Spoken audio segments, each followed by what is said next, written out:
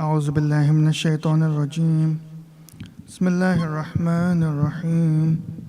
إن الله وملائكته يصلون على النبي يا أيها الذين آمنوا صلوا عليه وسلموا تسليما. اللهم صل على محمد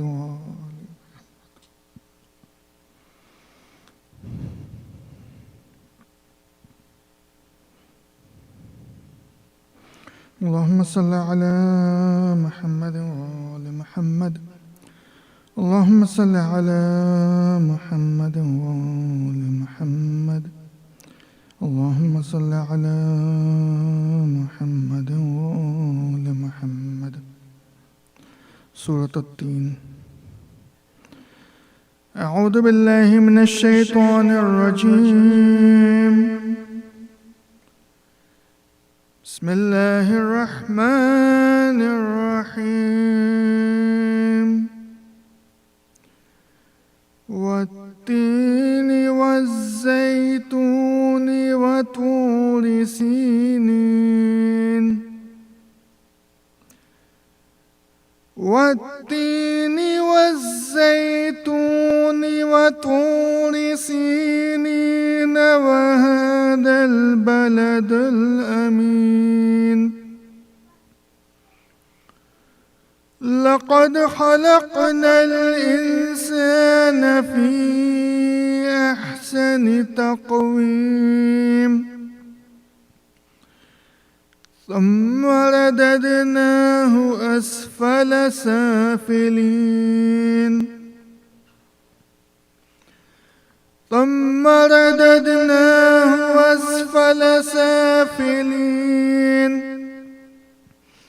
إلا الذين آمنوا وعملوا الصالحات فلهم أجر غير ممنون.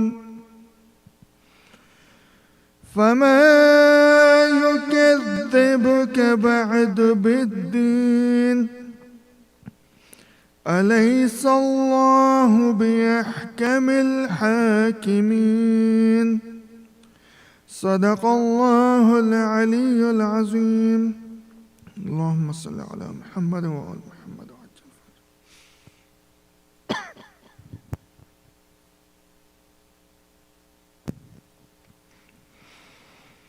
اللهم صل على محمد وآل محمد. اللهم صل على محمد وآل محمد. اللهم صل على محمد وآل محمد. دعاء كمال. بسم الله الرحمن الرحيم. اللهم إني أسألك برحمتك التي وسعت كل شيء وبقوتك التي قهرت بها كل شيء وخضع لها كل شيء وذل لها كل شيء وبجبروتك التي غلبت بها كل شيء وبعزتك التي لا يقوم لها شيء وبعظمتك التي ملأت كل شيء وسلطانك الذي على كل شيء وبوجهك الباقي بعد فناء كل شيء وبأسمائك التي ملأت أركان كل شيء وبعلمك الذي أحاط بكل شيء وبنور وجهك الذي أضاء له كل شيء. يا نور يا قدوس يا أول الأولين يا أول الأولين ويا آخر الآخرين. اللهم اغفر لي الذنوب التي تهتك العصم. اللهم اغفر لي الذنوب التي تنزل النقم. اللهم اغفر لي الذنوب التي تغير النعم. اللهم اغفر لي الذنوب التي تحبس الدعاء. اللهم اغفر لي الذنوب التي تقطع الرجاء. اللهم اغفر لي الذنوب التي تنزل البلاء. اللهم اغفر لي كل ذنب أذنبته وكل خطيئة أخطأتها اللهم إني أتقرب إليك بذكرك واستشفع بك إلى نفسك، وأسألك بجودك أن تدنيني من قربك، وأن توزعني شكرك، وأن تلهمني ذكرك. اللهم إني أسألك سؤال خاضع متذلل خاشع، أن تسامحني وترحمني وتجعلني بقسمك راضيا قانعا، وفي جميع الأحوال متواضعا. اللهم وأسألك سؤال من اشتدت فاقته، وأنزل بك عند الشدائد حاجته، وعظم فيما عندك رغبته. اللهم عظم سلطانك وعلى مكانك، وخفي مقدرك وظهر أمرك، وغلب قهرك وجلت قدرتك، ولا يمكن الفرار من حكومتك. اللهم لا أجد لذنوبي غافرا، ولا لقبائحي ساترا، ولا لشيء من عملي القبيح بالحسن مبدلا غيرك. لا إله إلا أنت سبحانك وبحمدك. ظلمت نفسي وتجرأت بجهلي، وسكنت إلى قديم ذكرك لي ومنك علي. اللهم مولاي كم من قبيح سترته، وكم من فادح من البلاء أقلته، وكم من عثار وقيته، وكم من مكروه دفعته، وكم من ثناء جميل لست أهلا له نشرته. اللهم عزم بلائي وأفرط بي سوء حالي، وقصرت بي أعمالي، وقعدت بي أغلالي، وحبسني عن نفعي بعد أملي، وخدعتني الدنيا بغرورها، ونفسي بخيانتها ومطالي. يا سيدي فأسألك بعزتك ألا يحجب عنك دعائي سوء عملي وفعالي، ولا تفضحني بخفي ما اطلعت عليه من سري، ولا تعاجلني بالعقوبة على ما عملته في خلواتي من سوء فعلي وإساءتي، ودوام تفريطي وجهالتي، وكثرة شهواتي وغفلتي. وكن اللهم بعزتك لي في كل الأحوال رؤوفا، وعلي في جميع الأمور عطوفا. إلهي وربي من لي غيرك، أسأله كشف ضري والنظر في أمري. إلهي ومولاي أجريت علي حكما اتبعت فيه هوى نفسي، ولم أحترس فيه من تزيين عدوي، فغرني بما أهوى وأسعده على ذلك القضاء، فتجاوزت بما جرى علي من ذلك بعد حدودك، وخالفت بعد أوامرك. فلك الحمد علي في جميع ذلك، ولا حجة لي فيما جرى علي فيه قضاءك، وألزمني حكمك وبلاك.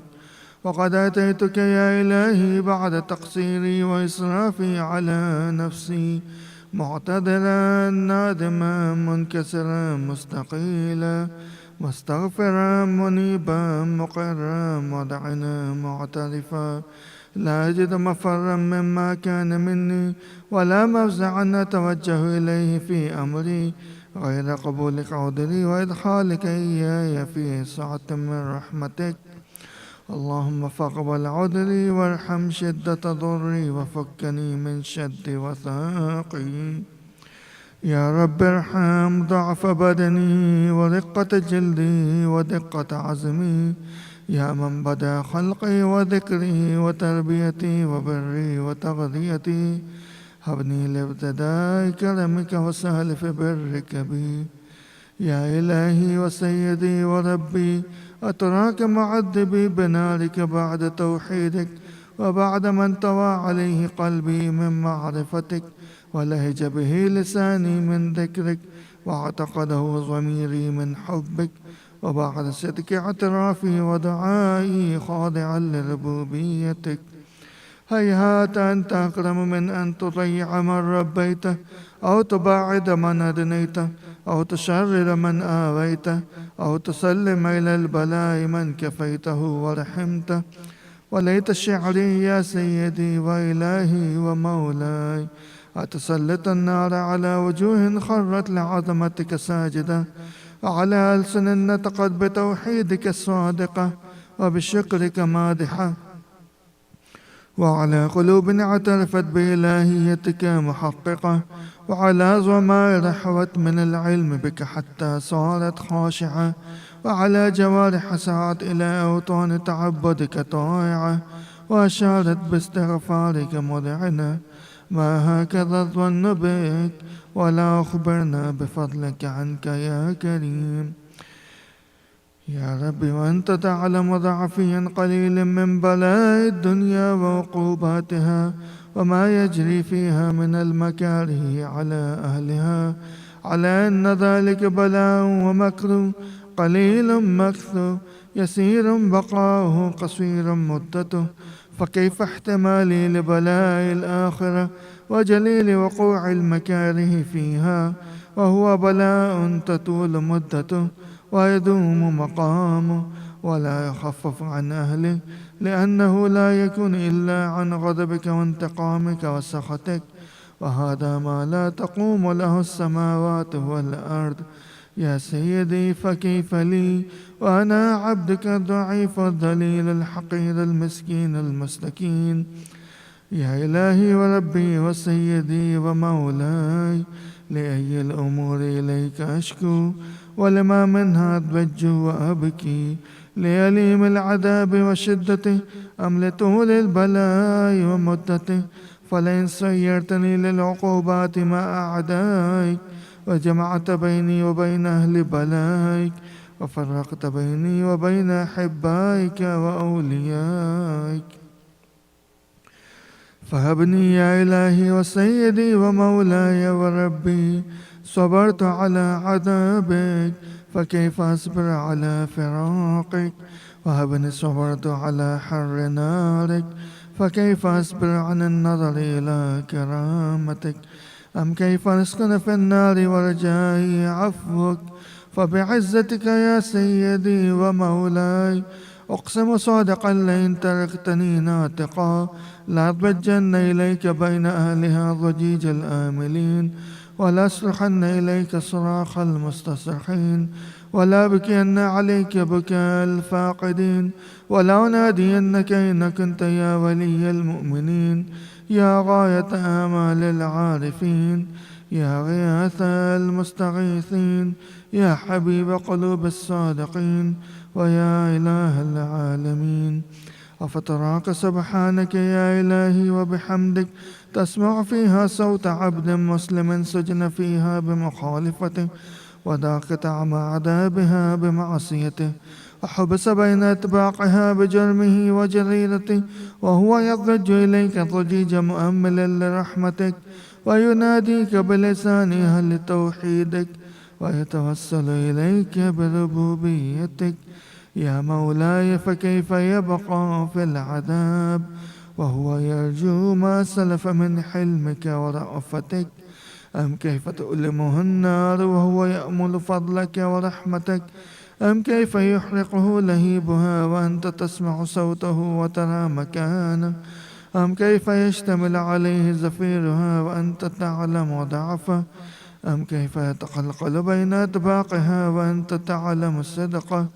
أم كيف تسجده زبانيتها وهو يناديك يا رب؟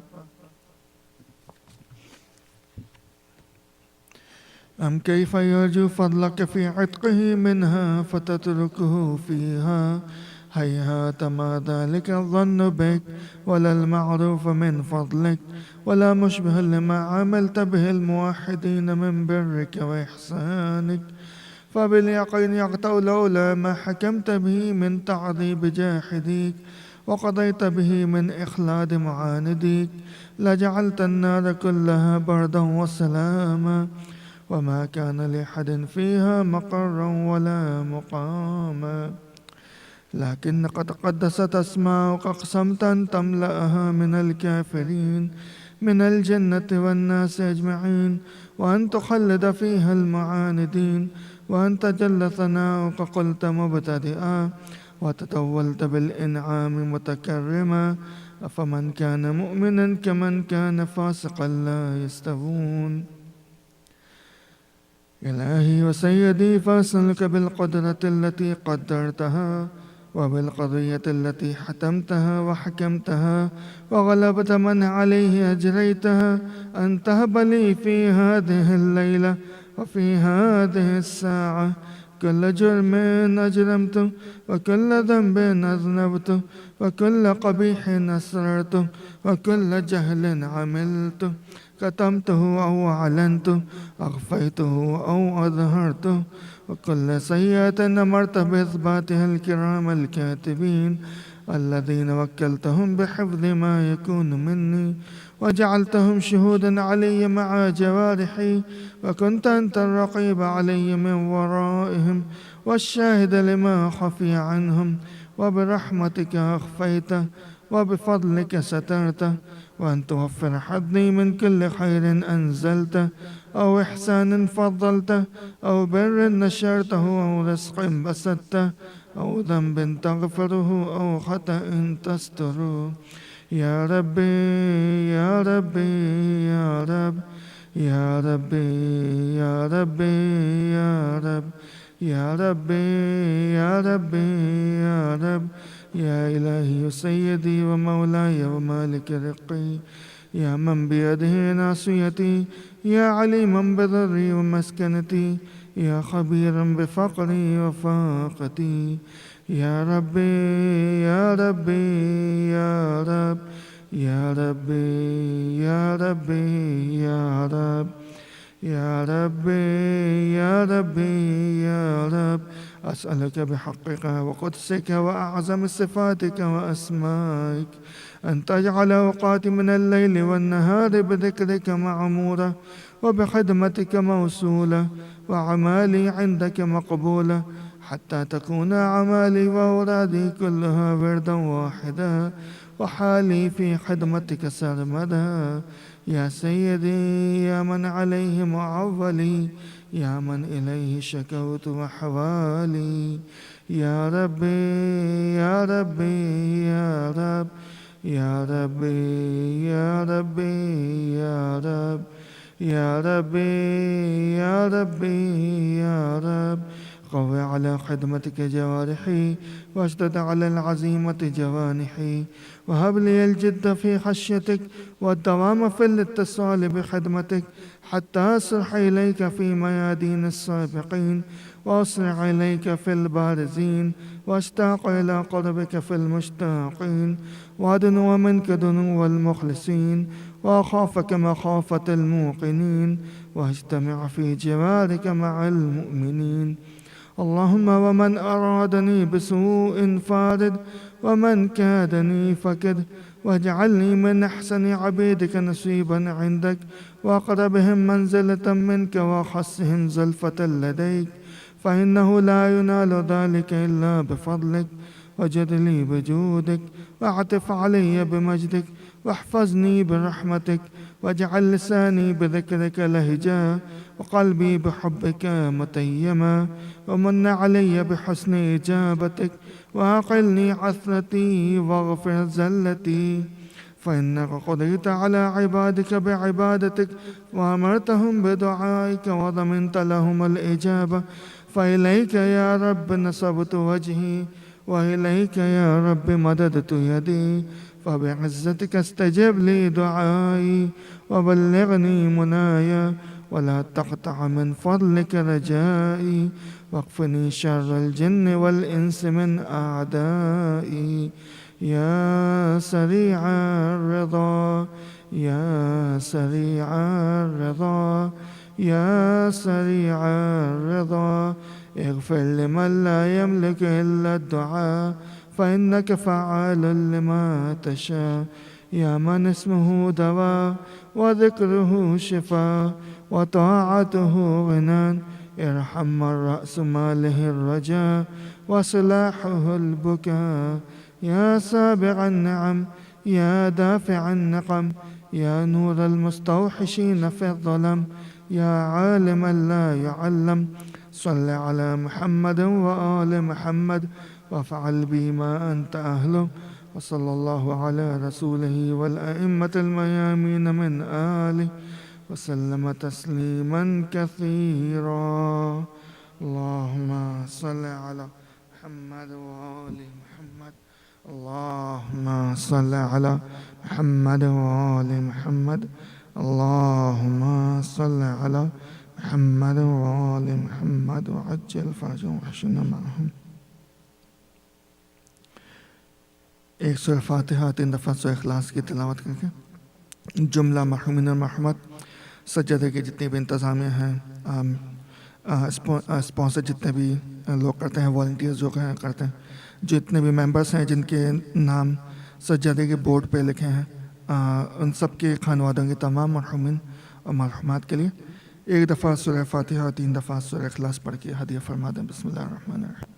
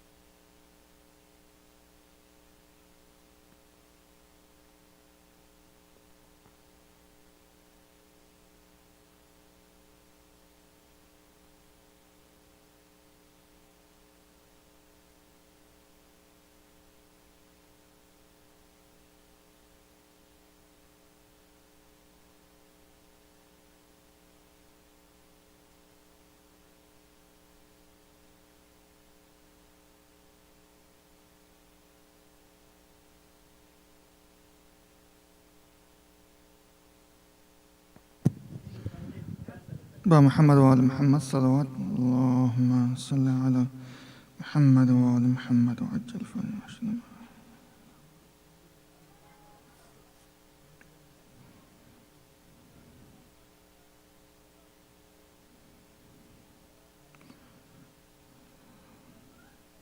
اعوذ باللہ من الشیطان الرجیم. بسم اللہ الرحمن الرحیم. تمام مومنین مومنات کو، خاص طور پر اپنے وقت کے امام کو، مولا امام موسیٰ کاظم علیہ السلام کی شہادت کی تعزیت پیش کرتا ہوں. ایک اور صلوات پڑھے گا. اللہم صلی علی محمد وآل محمد وعجل فرجهم.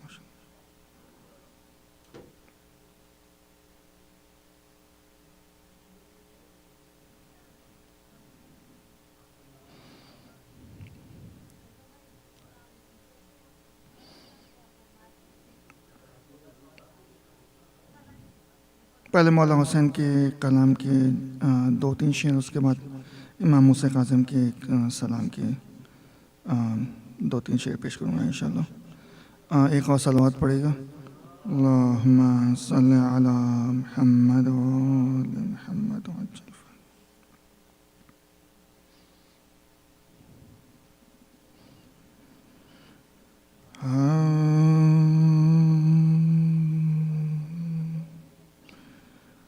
چھوڑتا نہیں ہم کو کربلا کا غم تنہا، چھوڑتا نہیں ہم کو کربلا کا غم تنہا،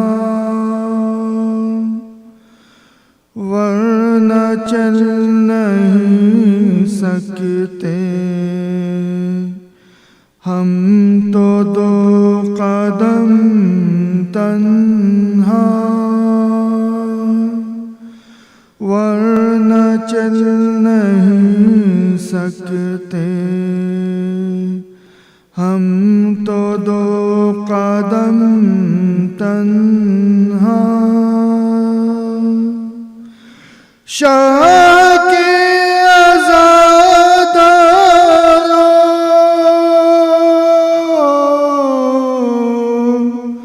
تم کو خوف محشر کیا، ضامن شفاعت ہے ایک اشک غم تنہا، ضامن شفاعت ہے ایک اشک غم تنہا۔ پھر کوئی غم دنیا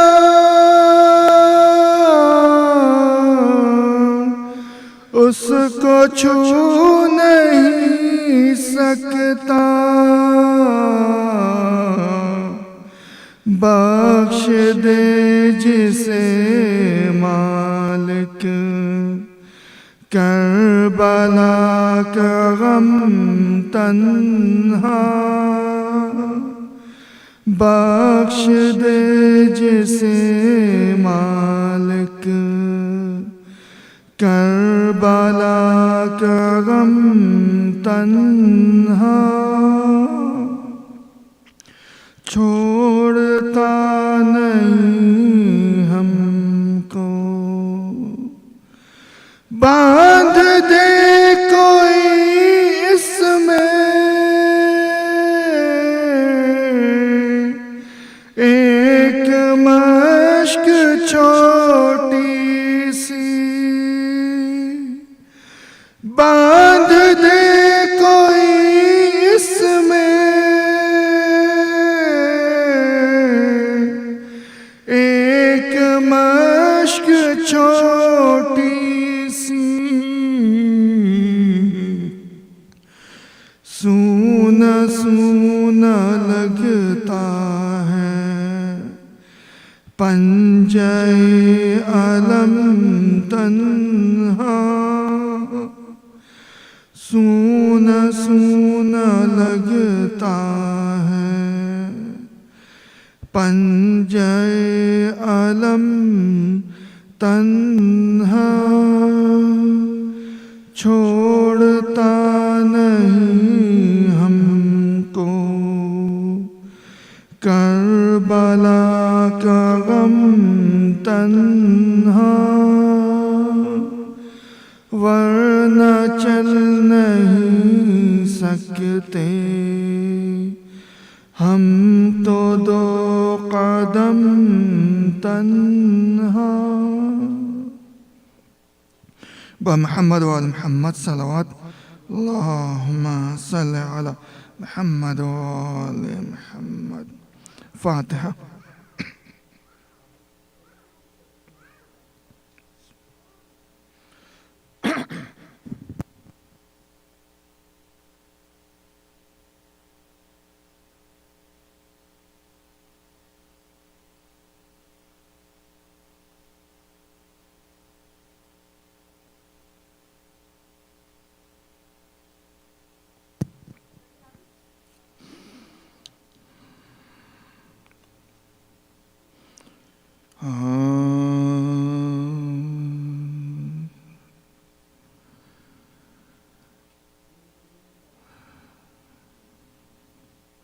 ہے امام کاظم امام، ہے امام کاظم امام، ہے امام کاظم امام، کر کر کے یاد سکینہ کو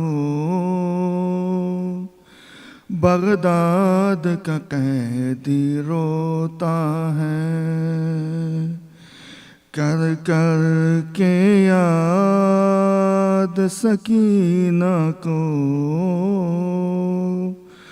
بغداد کا قیدی روتا ہے۔ بازار شام ہے آنکھوں میں، سجاد قلب پر نوحہ ہے، کر کر کے یاد سکینہ کو،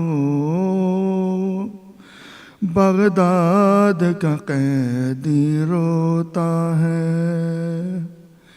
خود قید جہاں پر قاظم ہے، ہر دن ہے رات کے جیسا، زندان ہے یہ بھی تنگ مگر ہر رات رضا کا بابا۔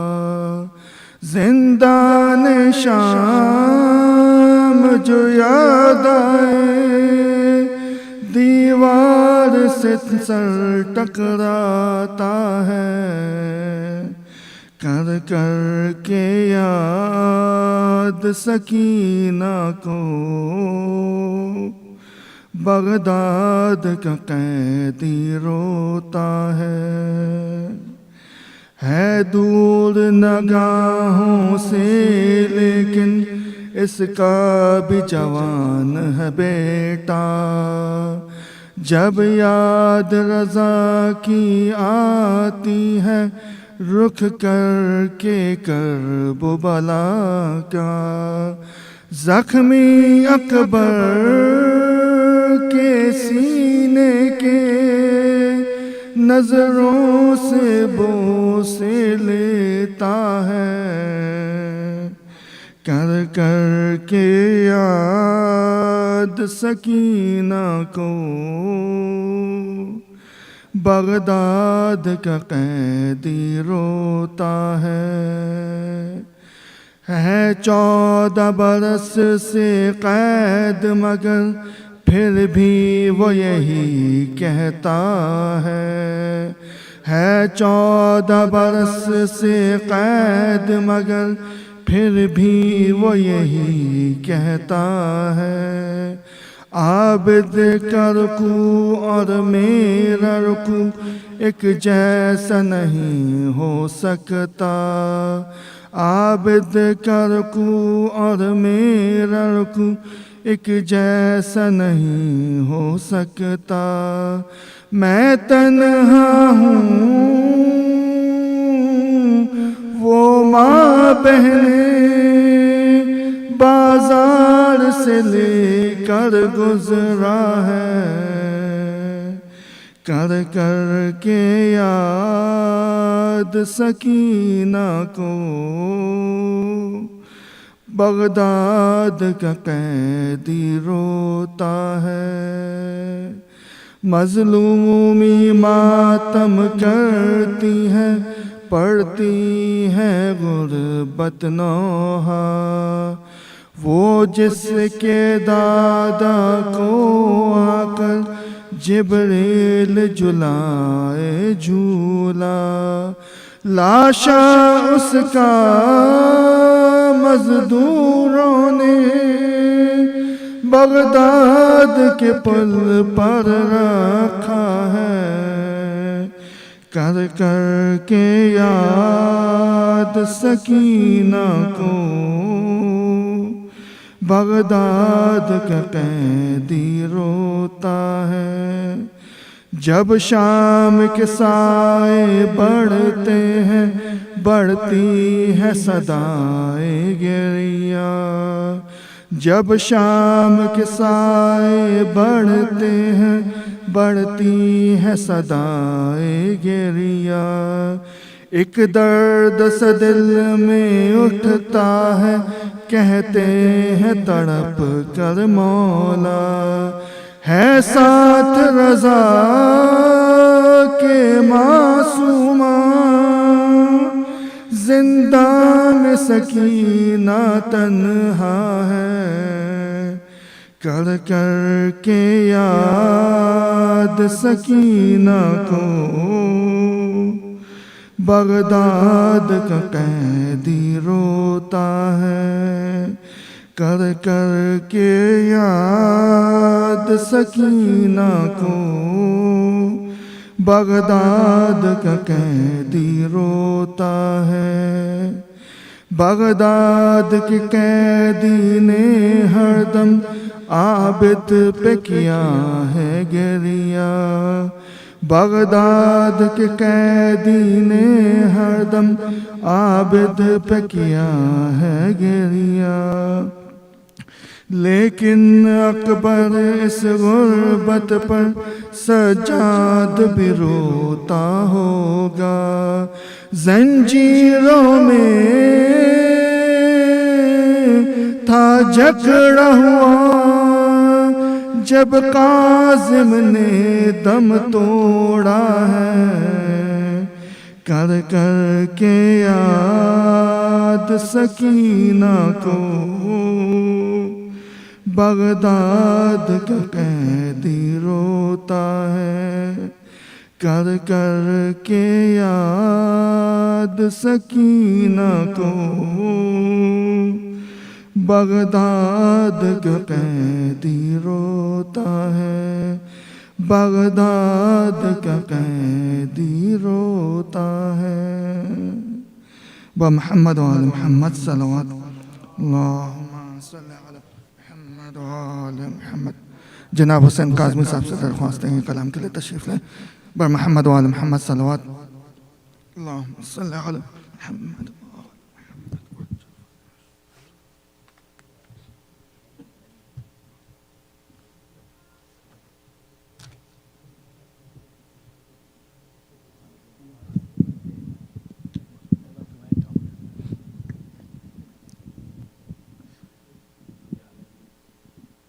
محمد وآل محمد صلوات۔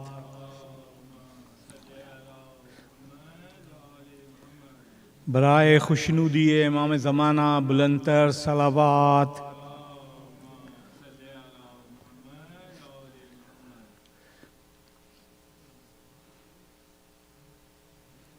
چند اشعار امام موسیٰ کاظم علیہ السلام کی شان میں۔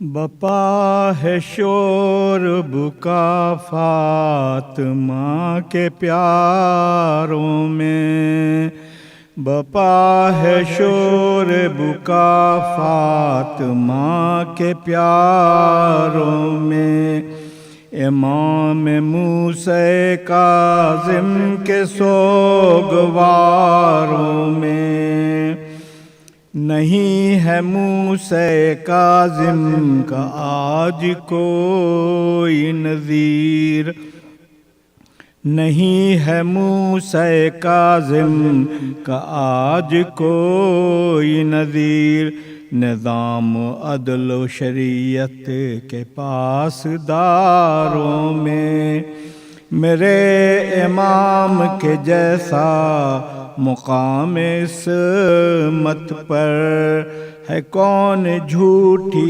امامت کے دعوے داروں میں، انہوں نے ہم کو سکھائے ہیں زندگی کے رموز، گلاب بن کے جو ہیں خارزاروں میں، اسیر غم ہے یہ بیمار کربلا کی طرح، اسیر غم ہے یہ بیمار کربلا کی طرح، ارے ہمیشہ قید رہے ہیں ستم شعاروں میں، کسی کو تیغ سے مارا کسی کو زہر دیا، سبھی شہید ہیں زہرا کے ماہ پاروں میں، سبھی شہید ہیں زہرا کے ماہ پاروں میں، نہیں ہے موسیٰ کاظم کا آج کوئی نظیر، نظام و عدل و شریعت کے پاسداروں میں بر محمد وال محمد صلوات اللہم صلی اللہ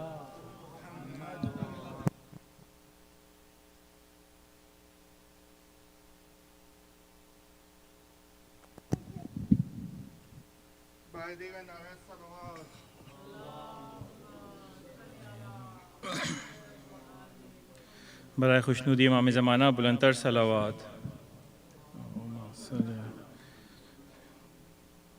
امام موسیٰ کاظم کی شہادت پر سر پیٹو آج موسی جعفر ہوا شہید ابن علی و ابن پیمبر ہوا شہید غربت میں آہا کاظم بے پر ہوا شہید لو مومنوں کا ساتواں رہبر ہوا شہید پلوایا زہر باد شاہ خاص و عام کو ہارون رشید نے مارا امام کو کس طرح سے بیان کروں ظلم اہل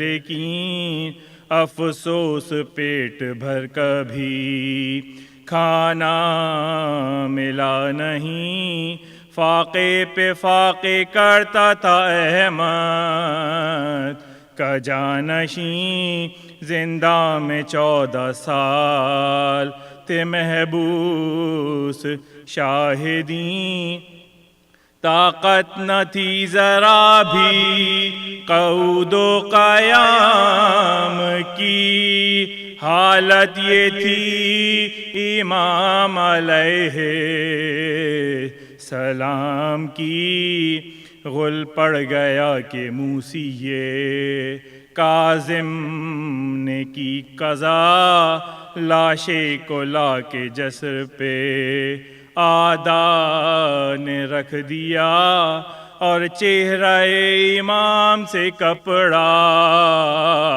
ہٹا دیا 2 روز یوں ہی لاش کا چہرہ کھلا رہا تھی لاش بے کفن شاہ عالی مقام کی توقیر تھی یہ آل رسول انام کی نزدیک بھائی تھا نہ پسر تھا نہ بھانجا تنہائی میں یہ ظلم و ستموا مصیبتا 2 روز تک تو جسر پہ لاشا پڑا رہا میت پہ رونے والا بھی ہائے ہائے کوئی نہ تھا صدمے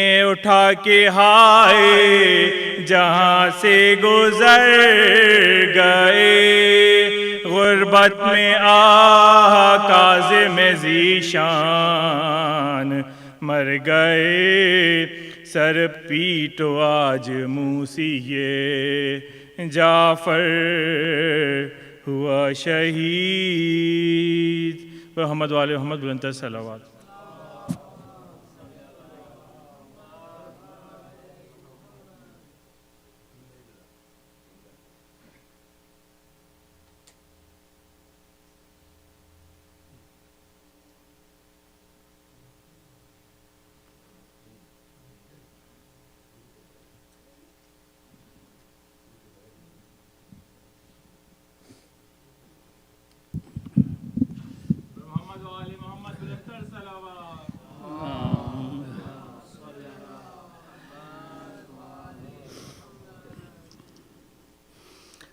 یہ تھوڑی بہت تک بندی میں بھی کبھی کبھی کر لیتا ہوں. تو یہ امام موسیٰ کاظم علیہ السلام کی اس میں یہ 2-3 طور سے اشعار لکھے ہیں. جہاں میں ان کی عظمت کو خدا نے یوں دکھایا ہے جہاں میں ان کی عظمت کو خدا نے یوں دکھایا ہے، جو ان تک آ گیا ہے وہی تو قائم تک آیا ہے۔ جہاں میں ان کی عظمت کو خدا نے یوں دکھایا ہے، جو ان تک آ گیا ہے وہی تو قائم تک آیا ہے۔ امام موسیٰ کاظم کا لب پہ نام جب آیا، امام موسیٰ کاظم کا لب پہ نام جب آیا، جو قسمت میں نہیں تھا وہ بھی میں نے رب سے پایا ہے۔ امام موسیٰ کاظم اماموں میں بھی یکتا ہیں، امام موسیٰ کاظم اماموں میں بھی یکتا ہیں، کہ بس باب الحوائج کا لقب تو رب سے پایا ہے۔ جو پوری زندگی گزری ہے ان کی قید خانے میں، جو پوری زندگی گزری ہے ان کی قید خانے میں، تو غیبت کے لیے تیار شیعوں کو کرایا ہے۔ جو قسمت میں نہیں ہے وہ بھی ان کے در سے ملتا ہے، جو قسمت میں نہیں ہے وہ بھی ان کے در سے ملتا ہے، کہ یہ باب الحوائج ہیں، یہ سب نے آزمایا ہے۔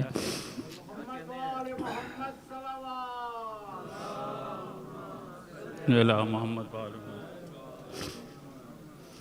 زمین و آسماں بھی کر رہے ہیں گریہ و زاری، زمین و آسماں بھی کر رہے ہیں گریہ و زاری، شہادت نے تو ان کی سارے عالم کو رلایا ہے، کہ ان کے جد کا لاشا کربلا میں بے کفن ہی تھا، کہ ان کے جد کا لاشا کربلا میں بے کفن ہی تھا۔ ہاں ان کے دفن کی خاطر تو پورا شہر آیا ہے، ہاں ان کے دفن کی خاطر تو پورا شہر آیا ہے، نسیم زیدی ہو جبریل ہو یا چاند یا سورج، کہ ان کے در پہ آ کے سب نے اپنا سر جھکایا ہے۔ درود پڑھیے۔ اللہم صلی اللہ۔ محمد وآل محمد صلوات۔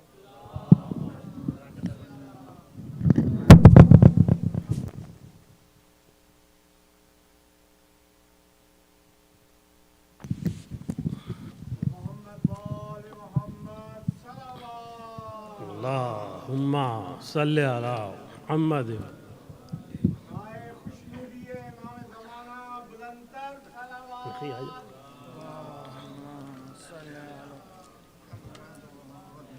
اعوذ باللہ من الشیطان الرجیم، بسم اللہ الرحمن الرحیم۔ بارگاہ بی فاطمہ زہرا وقت امام کہ امام موسی کاظم علیہ السلام کا پرسہ دینے کی جمع میں پروردگار ہماری اس قلیل سی بات کو قبول فرما لے، اور اس کلام کا ثواب، ایک ایک حرف کا ثواب، اور جو بھی پڑھا گیا ہے تمام آپ کے جملہ مرحومین، آقا کے مرحومین اور وہ مرحومین جن کا کوئی نہیں ہے، ان سب کو، ان کی روحوں کو ثواب دینے کے لیے پہنچے پروردگار۔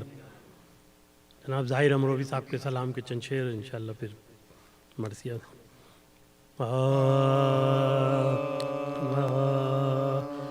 قید میں بندہ آزاد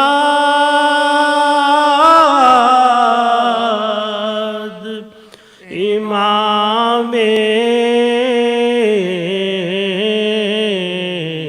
کاظم، قید میں بندہ آزاد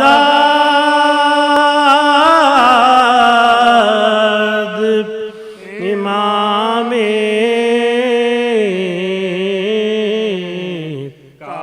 کاظم،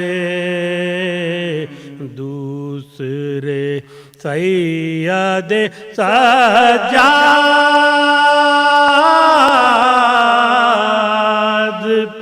امام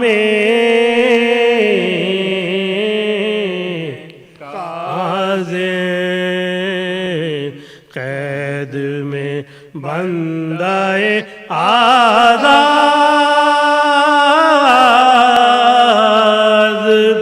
امام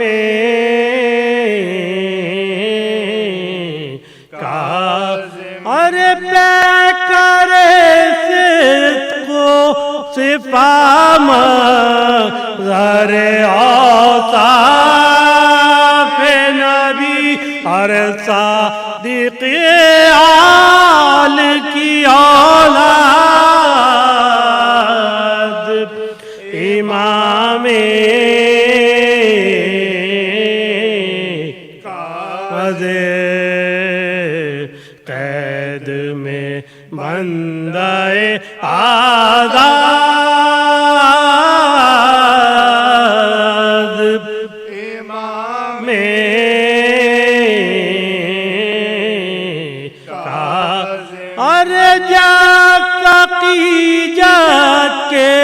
ابو جا بھی سقی خود بھی سقی اور آپ کا پوتا بھی جواد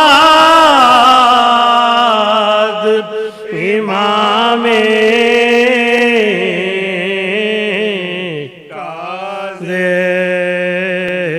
قید میں بندہ آزاد امام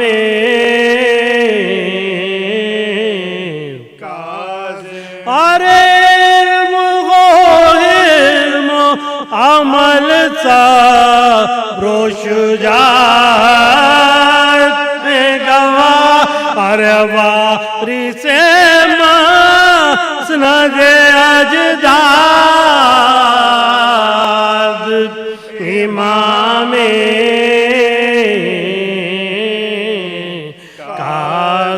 کاظم قید میں بندہ آزاد امام ارے حشر تک دل میں منافق کے مکی ہے حالو اور قلب مومن میں ہے آباد امام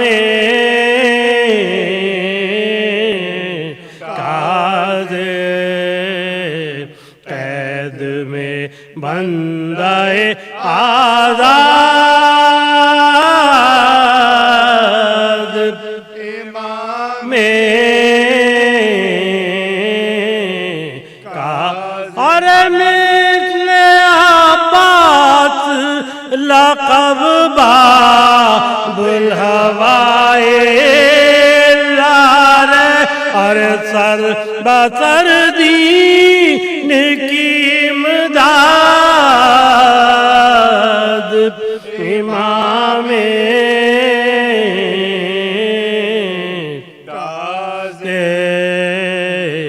قید میں بندہ آزاد امام فاتح کرب و بلا آپ کے جد امجد ارے آپ فاتح بغداد امام کاظم قید میں بندہ آزاد امام کا اور پھر زمانے پہ مسلط ہوئے مامون یزید اور دین مشکل میں ہے فریاد امام کاظم قید میں بندہ آزاد امام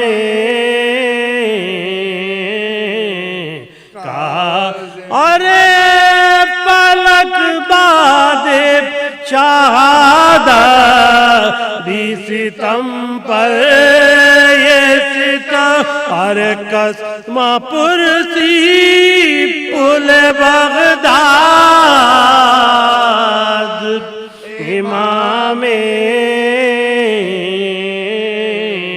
کاظم قید میں بندہ آزاد امام کا مثل چابی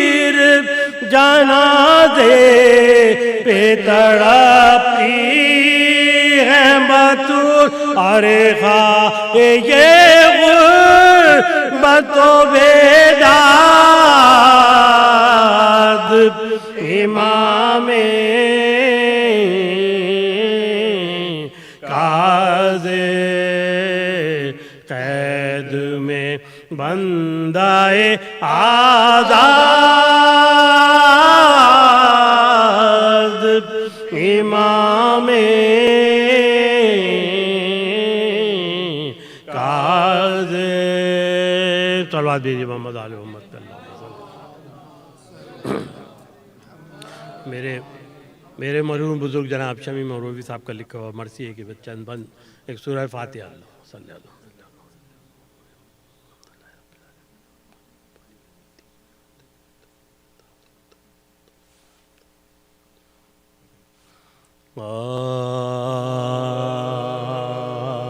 قتل کاظم کا دیا حکم جو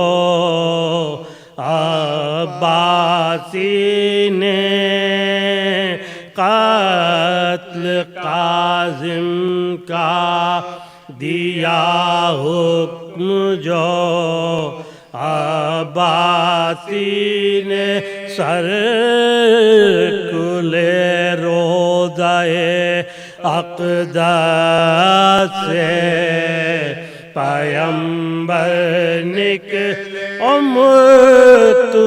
مرتضائے تڑپ کر نجف اشرف اور بال بکرائے خلیفہ کے محل میں پہنچے، بال بکرائے خلیفہ کے محل میں پہنچے، اور خواب میں اس نے شاہ عقد کشا کو دے، اور روتے ہوئے محبوب خدا کو دیکھا، اور روتے ہوئے محبوب خدا کو، اور نیم خوابی میں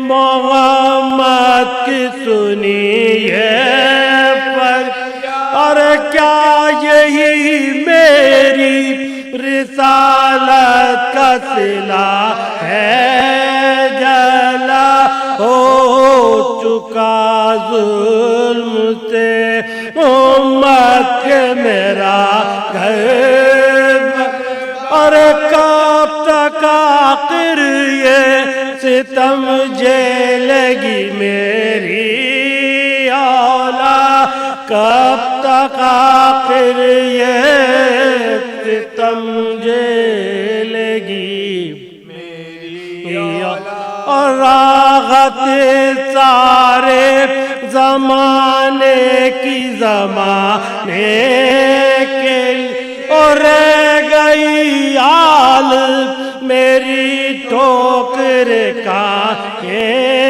کے لیے، رہ گئی آل میری ٹھوکریں کھانے کے لیے، اور ظلم کیا کیا میری زہرا پہ ہوا سب کیا، اور سر پہ حیدر کے چلی تیغ جفا صبر کیا، اور میرے شبر کو دیا زیر دغا صبر کیا، اور میرے شبیر کا سر کاٹ لیا صبر کیا، میرے شبیر کا سر کاٹ لیا صبر، اور کیا اسی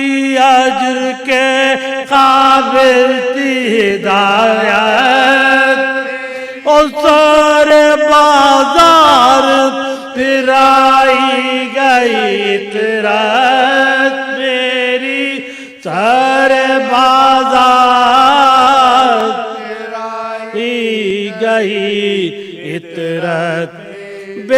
گتی ان کی رقم کرتے ہیں یوں اور زیر بیداد سے مارا گیا جانے چبر اور 3 دن پرچ پہ تڑپا یہ محمد کا جگر اور بیڑیاں پہنے ہوئے قید سے نکلا مر کر بیڑیاں پہنے ہوئے قید سے نکلا اور کلمہ گو بیٹھے رہے دفن کو ہم لائے اور پل بغداد پہ لاشے کو یوں ہی ڈالائے پل بغداد پہ لاشے کو ڈال اور بھی حکم ستمگار سے ڈایا یہ غزہ اور ایک تختے پہ رکھا لاچہ سلطان او کھینچتے پھرتے رہے کوچہ بکوچہ اسے جا اور فاطمہ رو کے پکاری یہ بصدر جو تب فاطمہ رو کے پکاری یہ بصدر ارے ہائے تاریک ہے اب سارا جہان نظروں میں پھر گیا لاچہ مسلم کا سامان نظروں میں پھر گیا لاچہ مسلم کا سامان اور غسل میت کو جو تختے پہ اتارے گئے اور زیر ملبوس تھی زندان کی سختی ہمراہ ہائے وہ توقے گرا اور وہ زنجیر اور جس میں مردہ کے یہ دیور ہے شقاوت کے گواہ جس میں مردہ کے یہ دیور ہیں شقاوت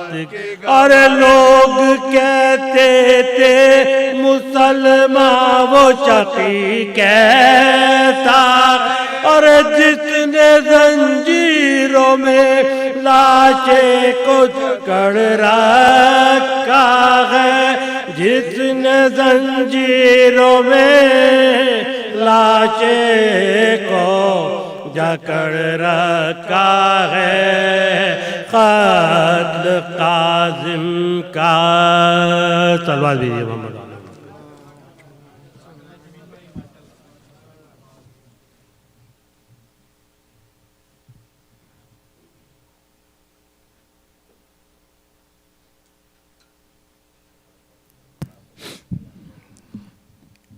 محمد محمد وعلى محمد صلوات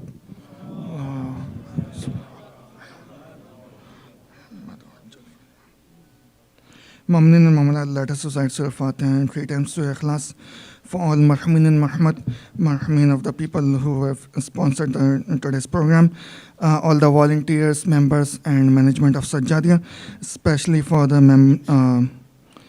for all the marhumin and especially for the marhumin of the people whose name are on the Sajjadiya members board. Let us recite Surah Fatiha and 3 times Surah Ikhlas, please. Bismillah ar-Rahman ar-Rahim.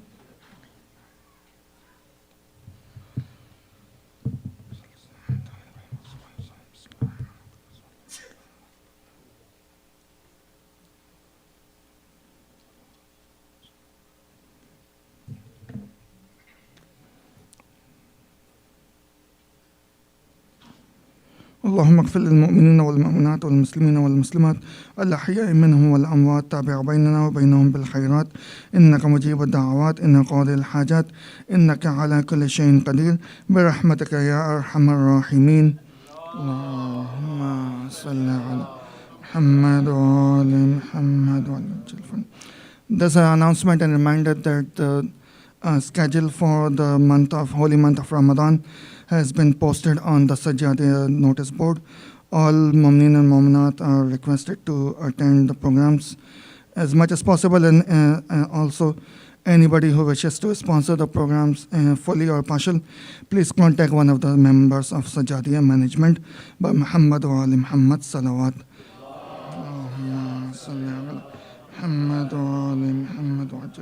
On behalf of the management of Sajjadiya and all the members, I would like to humbly thank very much Dr. Seyed Hadi Qazwini for his patience, as well as for taking time out of his busy schedule and blessing us with his presence and speeches. I would like to humbly welcome and invite you to the podium for the speech by Muhammad wa Ali Muhammad Salawat. Allah.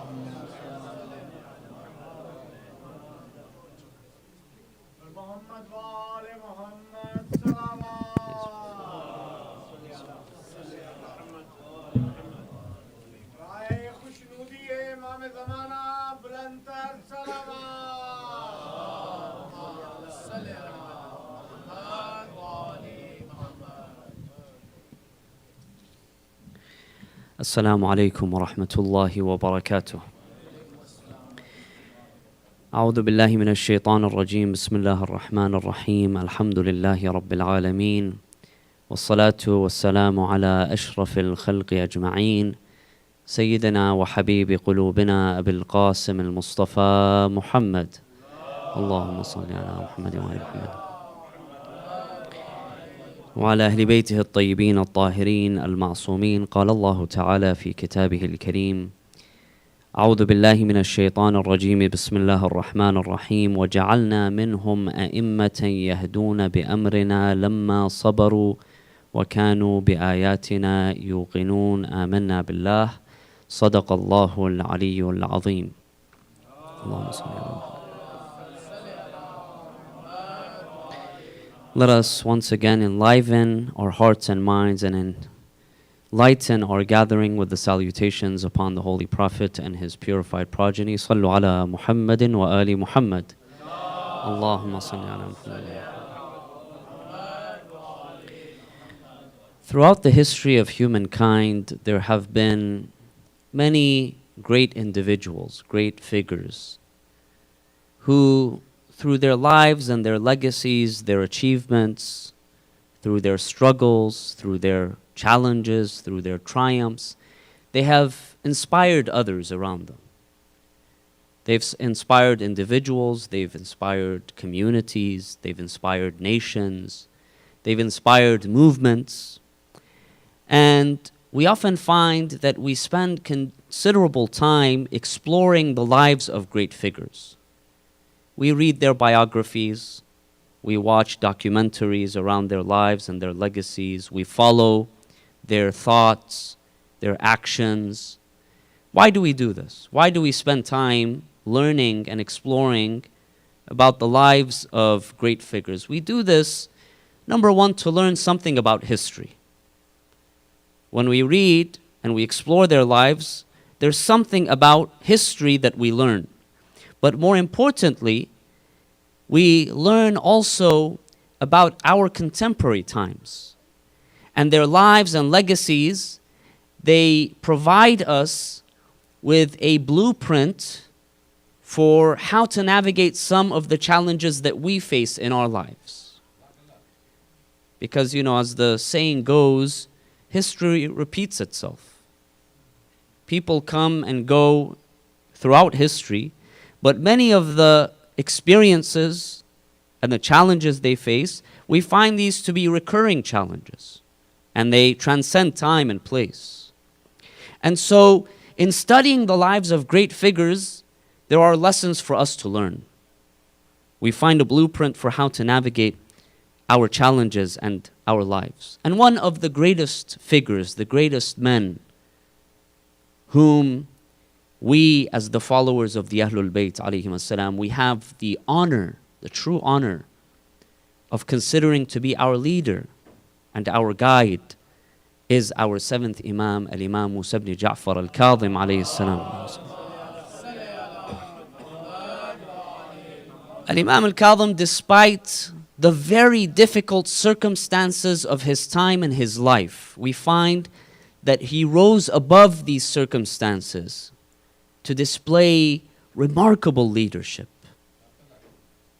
and to exhibit for us spiritual excellence and resilience and strength. And Imam Al-Kazim was born in the year 128 after Hijrah. And this time, the time in which he was born and lived, was a very challenging time in the history of Islam and in the history of the world. It was a time of great political turmoil and upheaval. It was a time of great religious controversy, the rise and development of various religious schools, theological schools, legal schools, madahib, certain religious trends.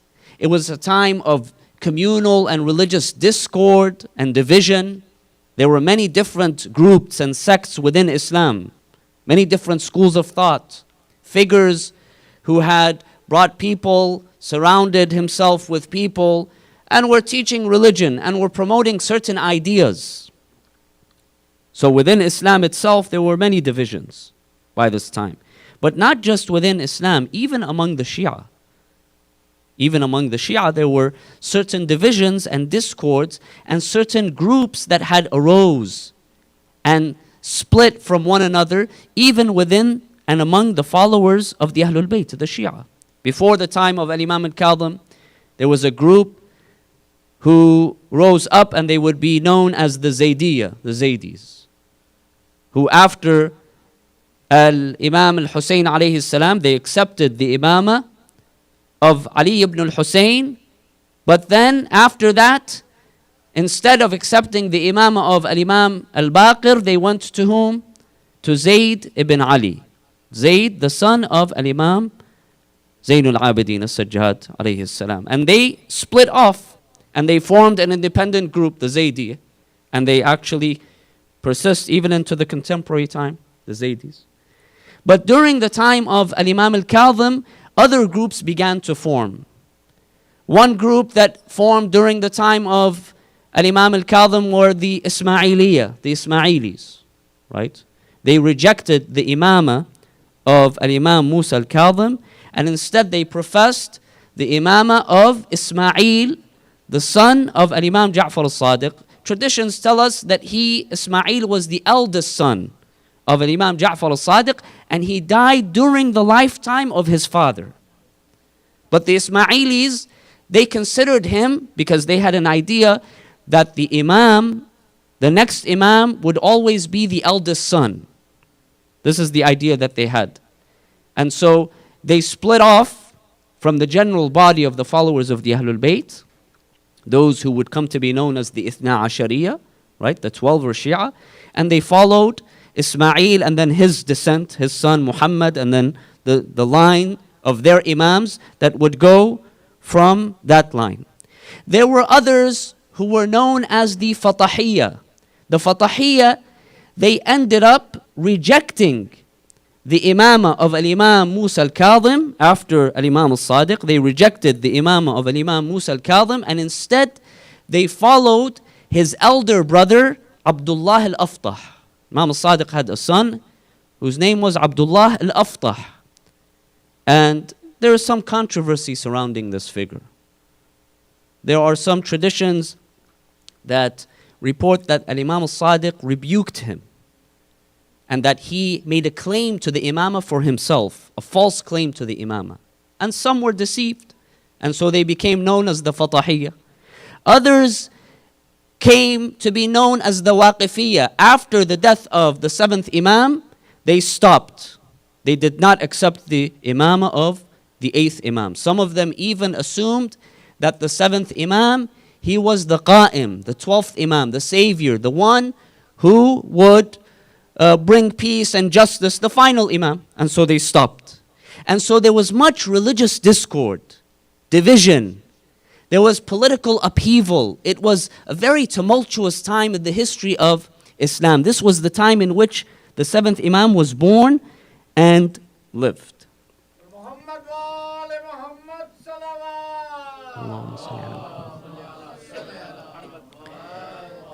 But we find that the early upbringing of the Imam, the 7th Imam, was one that prepared him for these various challenges that he would face. The political challenges, the religious and communal challenges. Being the son of Imam Ja'far al-Sadiq, we find he was the son of the Imam of the Imams. Imam Ja'far al-Sadiq is the most prominent of all of those who were during his time. Many schools of thought would develop, especially legal madhahib, legal schools of thought, under the names of individuals who were contemporaries of Imam al-Sadiq and others who came. Abu Hanifa, Malik ibn Anas, al-Shafi'i, Muhammad ibn Idris al-Shafi'i, Ahmad ibn Hanbal later on. These figures, they would become known as the founders of the 4 schools. In fact, there were more than 4 schools. There were many individuals during that time who schools of thought, madhab, legal schools developed around them, but these are the 4 that would remain. The others, they all died out, or they were subsumed under one of these schools. These individuals, they were the contemporaries of Imam al-Sadiq, and Imam al-Sadiq was their master. We have traditions from Abu Hanifa and from Malik ibn Anas in which they admitted to the greatness of Ja'far ibn Muhammad al-Sadiq alayhi salam. So he was the great scholar and the great teacher and the great Imam, and as such, we find that Imam al-Sadiq, he paid special attention to his children in raising them, especially to Imam al-Kazim, in raising him with a deep understanding and awareness of the Quran and the teachings of the Prophet and the teachings of the Ahlul Bayt alayhim as-salam. He nurtured him from his very youth, from his very young age, teaching him, inspiring him. And so Al-Imam Al-Kazim, he grew up under the direct tutelage of his father, the great Imam As-Sadiq alayhi salam. But it was not just his father. His mother was also a great woman. The 7th Imam's mother, As-Sayyida Hamida Al-Barbariya.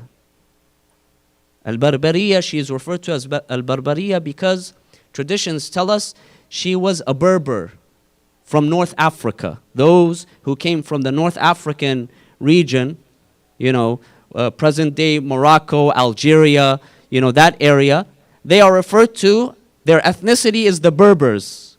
So she was from that region, from North Africa. The mother of Imam Al-Kazim was from that region, and her name was Hamida. And there's a very beautiful tradition. During the time of the 5th Imam, Imam Al-Baqir, he sent one of his companions to go and to find Hamida. Hamida was, initially she was a slave. She was taken captive as a slave and she was brought to Medina. And Imam al-Baqir, he sends one of his companions to specifically look for Hamida and to purchase her and to bring her. And the story is very beautiful. It's a long story. The companion finds her, he purchases her, he brings her to the home of Imam al-Baqir. Imam al-Baqir, he asks her. He tells her, "What is your name?" She says, "My name is Hamida." And when he hears this, he responds to her. He says, "Hamida fi dunya wa mahmuda fil akhirah." You are praised in this life and praised in the hereafter.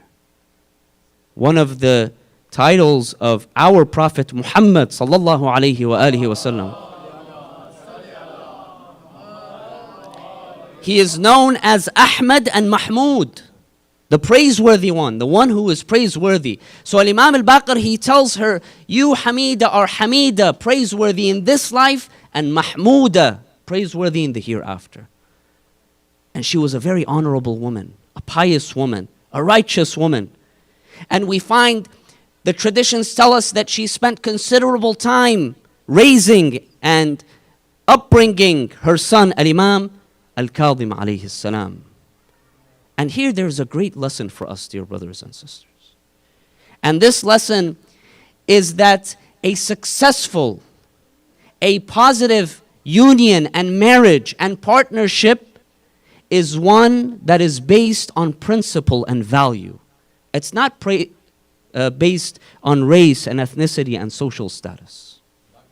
Oftentimes when we think about marriage for ourselves or maybe our children, our progeny, our family members, oftentimes the first thing that we think about is what? Is social status, money, wealth, job, possessions, career, maybe nowadays credit score, right? We think about language. We think about town, village, background, nationality. Does this person speak my language or not? Do they speak my dialect or not? Is the color of their skin the same as mine or not? These things are the things that we prioritize. But when we come to Islam, we find that Islam tells us that a successful marriage and union is not when the two people, they share necessarily the same language or the same culture or the same race or ethnicity. It is when they share what? When they share great values and principles. Great values and principles. This is what makes a marriage, a partnership successful.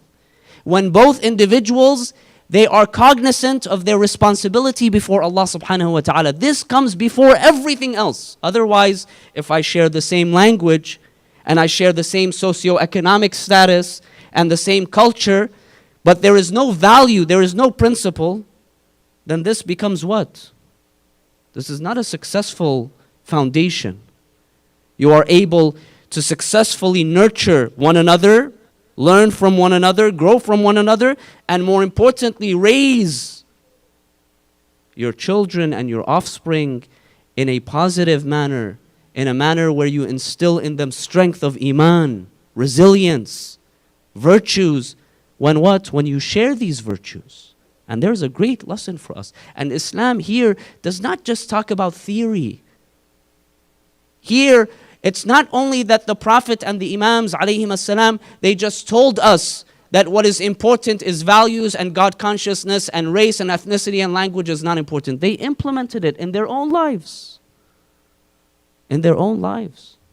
And so here we find that the upbringing of Al-Imam Al-Kazim, through his honorable father, Al-Imam Al-Sadiq, through his honorable mother, As-Sayyida Hamida, that upbringing, it nurtured in him the spirit and the faith and the strength and the resilience in order to overcome the challenges of his times.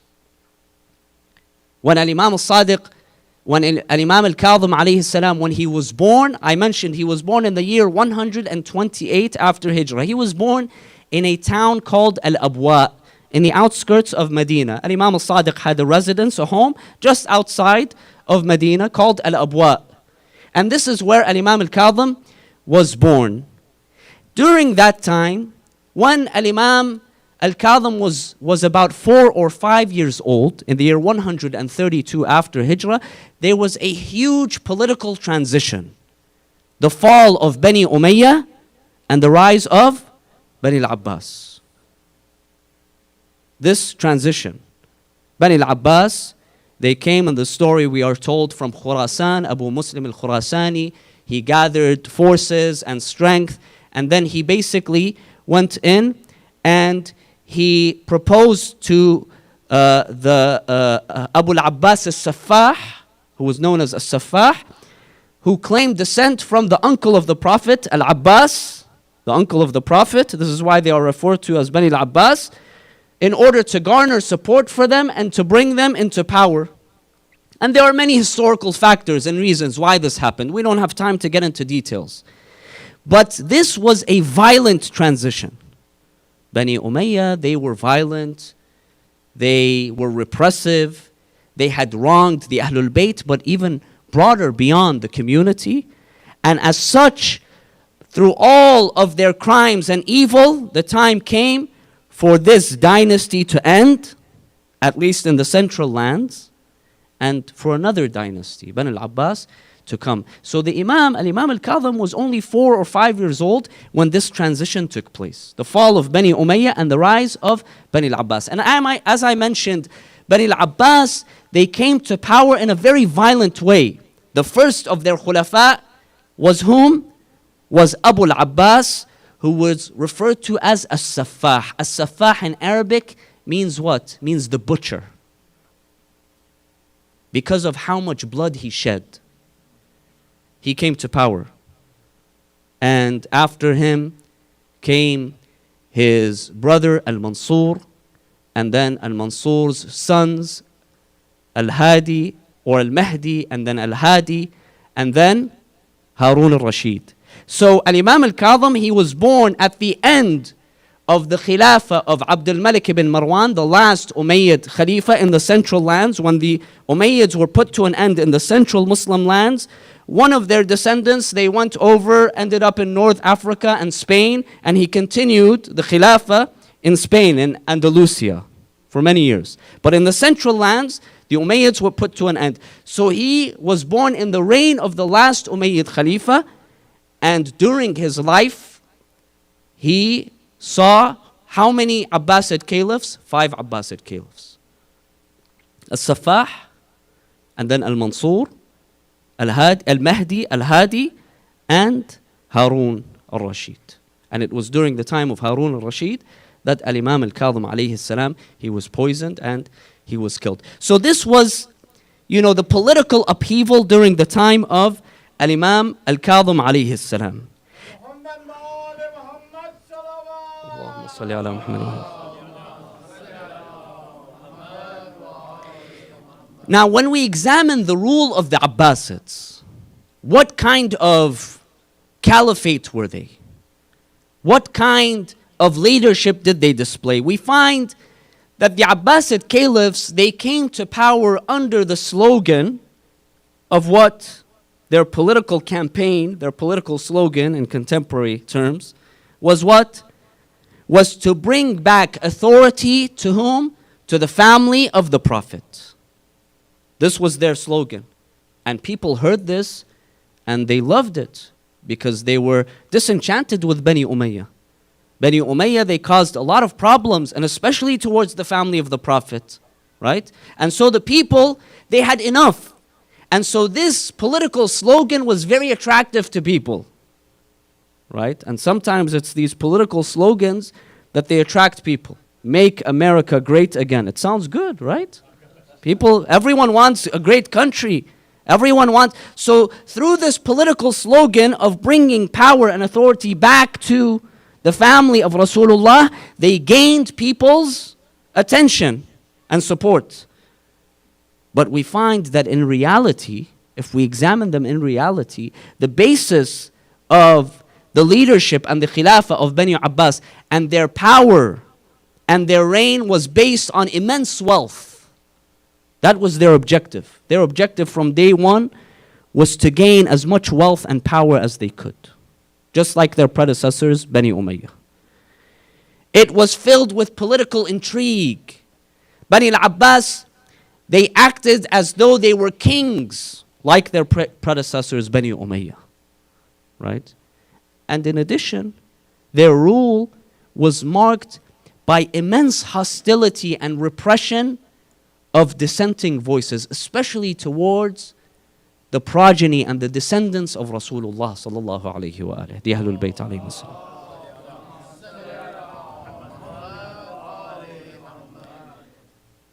The Abbasid caliphs, they had an ostentatious public persona. They displayed publicly that they were the guardians of the message, they were the true inheritors of Rasulullah, the message of Rasulullah, his successors. But we find that they had a very calculated cruelty towards the Ahlul Bayt alayhim as-salam. It was just a slogan. They wanted to take advantage. But when it came to actual authority towards the Ahlul Bayt, the family of the Prophet, those who were closest to Rasulullah, they committed all sorts of crimes and oppression and repression.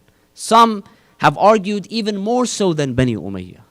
Even more so than Bani Umayyah.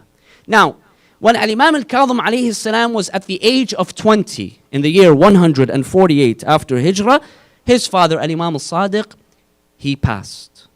And so the Imam at the age of 20, he assumed the reins of the Imamah and the leadership of the Muslim community.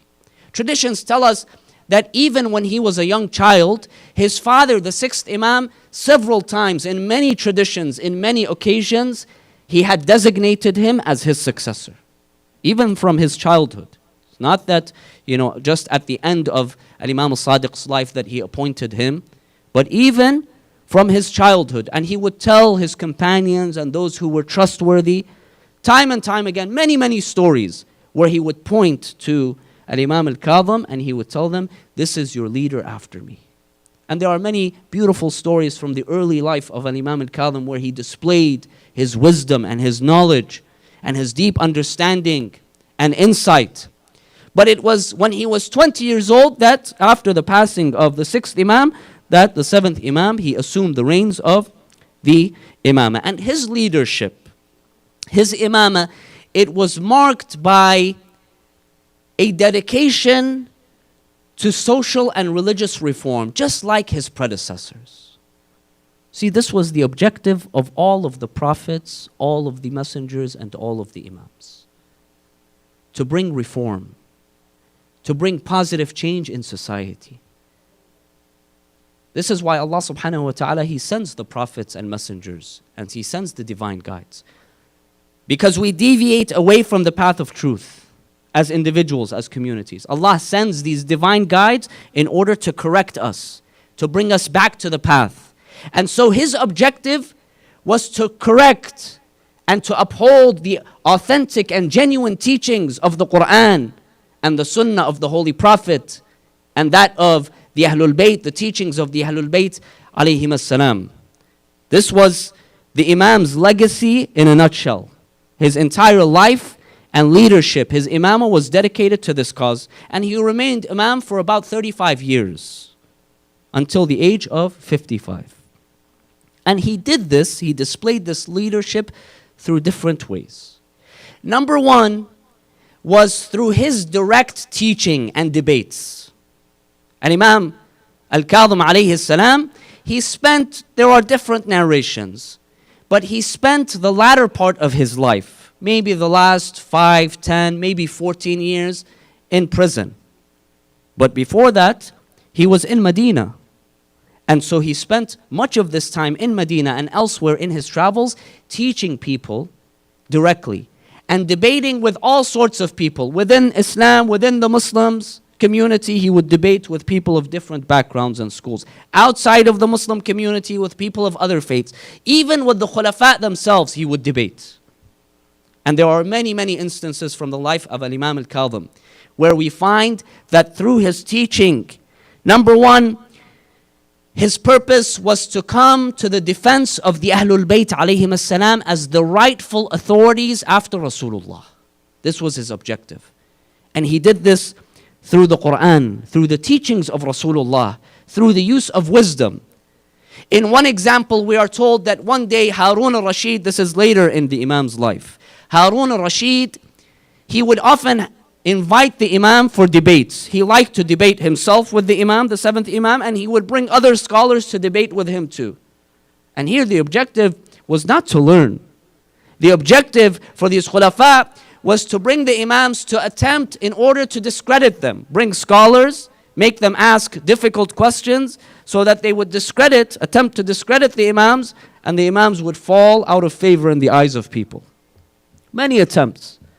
In one debate, Harun al-Rashid, he turns to Imam al-Kazim alayhi salam and he tells him, listen, you always claim that you and your forefathers and descendants are the sons of Rasulullah. Don't you make this claim? You are the sons of Rasulullah?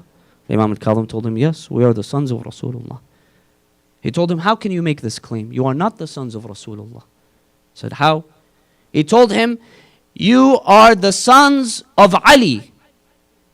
And Fatima, she simply carried you. Otherwise, your lineage, it doesn't go to Rasulullah, it goes to Ali, because the lineage is patrilineal. It goes through the fathers. So why don't you say we are the sons of Ali? Why do you say we are the sons of Rasulullah? Doesn't your lineage go back through your fathers? This is how we count lineage, through the fathers, not through the mothers, right? So Imam al-Kazim, he turns to him and he tells him, the tradition says, he tells him, forgive me from answering this question. Harun insists, no, why should I forgive you? Why should I excuse you? I want you to answer this question. And here he's in the gathering, there are scholars, there are others sitting around. So he tells him, no, excuse me. He says, no, I will not let you leave this gathering until you give me proof, evidence. So Imam al-Kazim, he begins, he says, أعوذ بالله من الشيطان الرجيم. Bismillahir Rahmanir Rahim. And he begins to recite verses. He tells him, first of all, have you not read in the Quran that Allah subhanahu wa ta'ala, in the case of the Prophet Muhammad, when the Christians, they came to debate him about the status of Prophet Isa, and in the case of the Mubahala, the Quran says, قُلْ تَعَالَوْا نَدْعُوا أَبْنَاءَنَا وَأَبْنَاءَكُمْ وَنِسَاءَنَا وَنِسَاءَكُمْ وَأَنفُسَنَا وَأَنفُسَكُمْ. You've read this verse, and you know that Rasulullah did not bring anyone with him to this debate except the following. He brought Al-Hasan Al-Hussein as his what? Abna'ana, our sons. He brought none other than Fatima as what? Nisa'ana, our women. And he brought none other than Ali ibn Abi Talib as what? Anfusana, ourselves. Here, the Quran is calling Al-Hasan, Al-Hussein, Abna, they are the sons of Rasulullah. And it is referring to Amir al-Mu'mineen, Imam Ali alayhi salam, as Nafs Rasulullah, the self of Rasulullah. Then he turned to him. He told him, let me add to you something else. When you examine the verses of the Quran, and they talk about Prophet Ibrahim alayhi salam, they talk about the descendants of Prophet Ibrahim. Allah subhanahu wa ta'ala says, وَوَهَبْنَا لَهُ إِسْحَاقَ وَيَعْقُوبَ. He continues the line. He says, and who? And Zakaria and Yahya and Isa ibn Maryam and so on. He asked him, he told him, O Harun, who is the father of Isa ibn Maryam? Harun told him he doesn't have a father. He only has a mother. He is the son. He is called Isa ibn Maryam. Isa, the son of Maryam. He did not even have a father. So Al-Imam al-Kazim tells him, then why does Allah subhanahu wa ta'ala, he says, from the progeny of Ibrahim comes Isa ibn Maryam. Doesn't have a father. But he is still attributed to Ibrahim alayhi salam. And then he told him, let me tell you one more thing. Let me ask you a question, O Harun. Hey. Let me ask you a question. He told him, if Rasulullah sallallahu alayhi wa alayhi were to be revived, brought back to life now, and he would come to you, Harun, and he would ask for your daughter's hand in marriage, would you offer and allow your daughter to marry him? Harun said, of course, this would be the greatest honor and the greatest privilege for me to give my daughter to Rasulullah.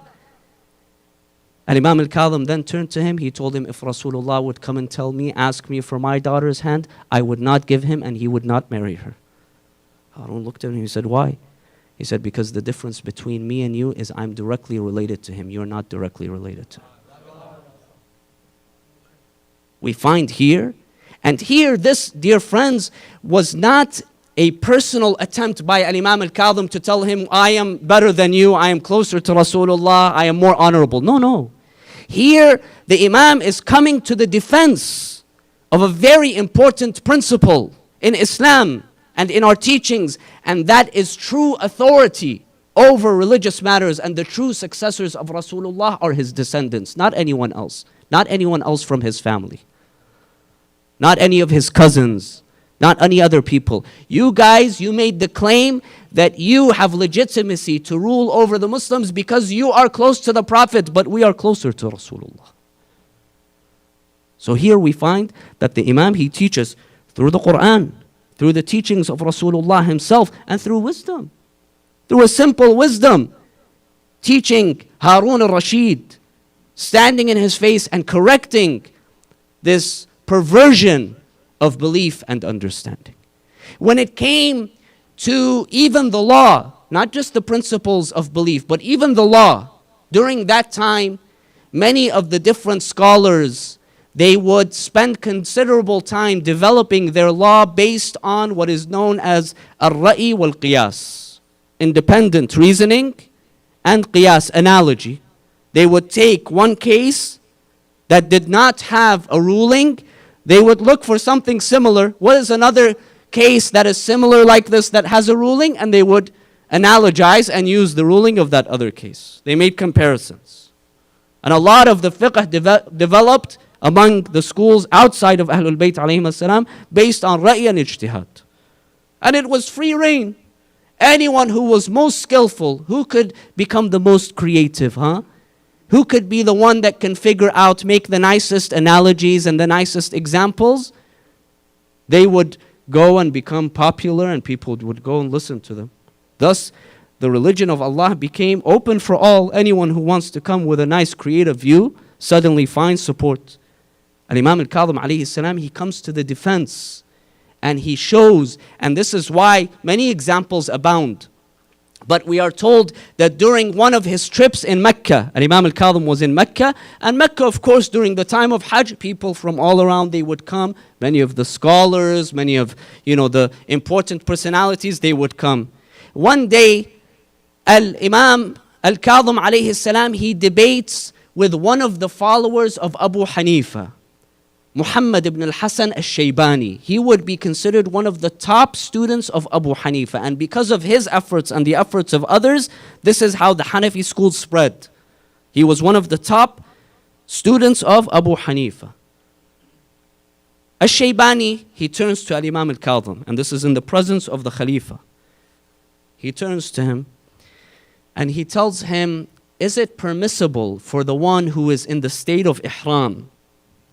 When we go to Mecca, we have to be in the state of ihram, wearing the ihram. Is it permissible for a man who is in a state of ihram, for him to travel under the shade? Travel while his head is covered, it's shaded? And Imam al-Kazim, he told him no. If he has another option, it's not permissible for him. So he told him, okay. Is it permissible for the man who is in ihram to walk along a route where there is, a building and go and stand in a tent or stay in a tent or stay in a building where there is shade? He told him, yes, it's permissible. So he began to laugh. Al-Shaybani began to laugh. He told him, you're telling me it's not permissible for him to travel under the shade, but it's okay for him to stop, erect a tent and go and stay under the tent or sit in a building that has shade? How is this possible? Same thing. He's telling you basically this is the same thing. Why is this permissible and that impermissible? Imam al-Kazim alayhi salam, he turned to him and he told him, do you mock the sunnah of Rasulullah? This is not from my pocket. I haven't made this up. This is the teachings this is how Rasulullah himself, he performed the Hajj. These are the teachings of Rasulullah. It's not up to me or you to decide. In another tradition, with another one of Abu Hanifa's students, right? Also a proponent of qiyas, analogy. He asks a similar question. And Imam al-Kazim, he turns to him and he tells him, let me ask you a question. When a woman is menstruating, she does not pray and she does not fast. Yes? He says yes.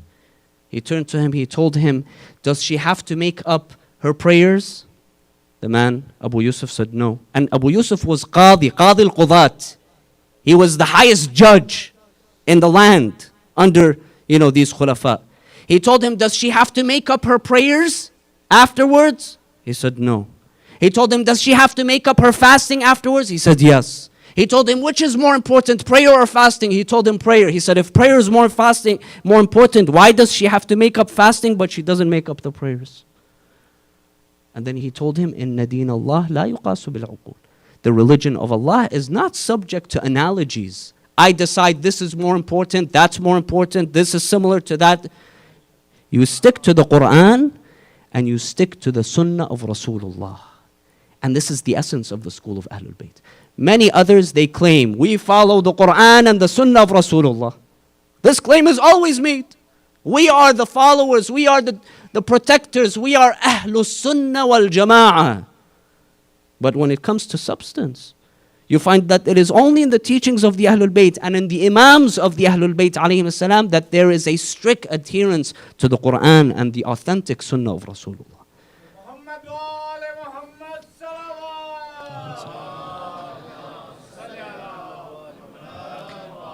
So one way the Imam, he taught was through direct teaching and direct debates. The second way that he impacted was through mentoring his students and his disciples. Al-Imam Al-Kazim alayhi salam, he taught many students, many disciples, and some of them he spent extra attention with and care with, nurturing in them a deep understanding of the religion, nurturing in them deep wisdom, nurturing, making them experts in their fields. They became experts in theology, in understanding Allah and the attributes of Allah and the relationship of Allah to humanity. Experts in law, experts in the Quran, experts in the hadith, experts in literature, in language, in linguistics, in many of the areas. He mentored them because Al-Imam Al-Kazim, like his forefather, like his father Al-Imam Al-Sadiq, like his grandfather Al-Imam Al-Baqir, like his forefathers, even Amir al-Mu'mineen, the rest of the Imams, later his descendants, they understood that of course he is the Imam. He is Hujjatullah, he is the proof of Allah. He is the most knowledgeable of people. But in order to teach and guide others, it's not a one-man show. The Imam needs followers who are trustworthy, who are sincere, who are knowledgeable, who are devout, and he relies on them in order to spread the message of the Quran and to spread the message of the Prophet and the Ahlul Bayt alayhim salam. So he raised a cadre of experts, of scholars, of disciples, of companions, and many of their names are mentioned. And they were experts in various fields. And oftentimes they would lead many of the debates, they would have teaching circles, they would expand on the knowledge of the Imams. And the Imam would pay special attention to guide and to protect them. There is a very beautiful example of one of his companions, Ali ibn Yaqteen. Ali ibn Yaqteen, what was his profession? Ali ibn Yaqteen had become an advisor for the Abbasid Caliph. An advisor for the Abbasid Caliph. Imagine. He was basically a politician, right?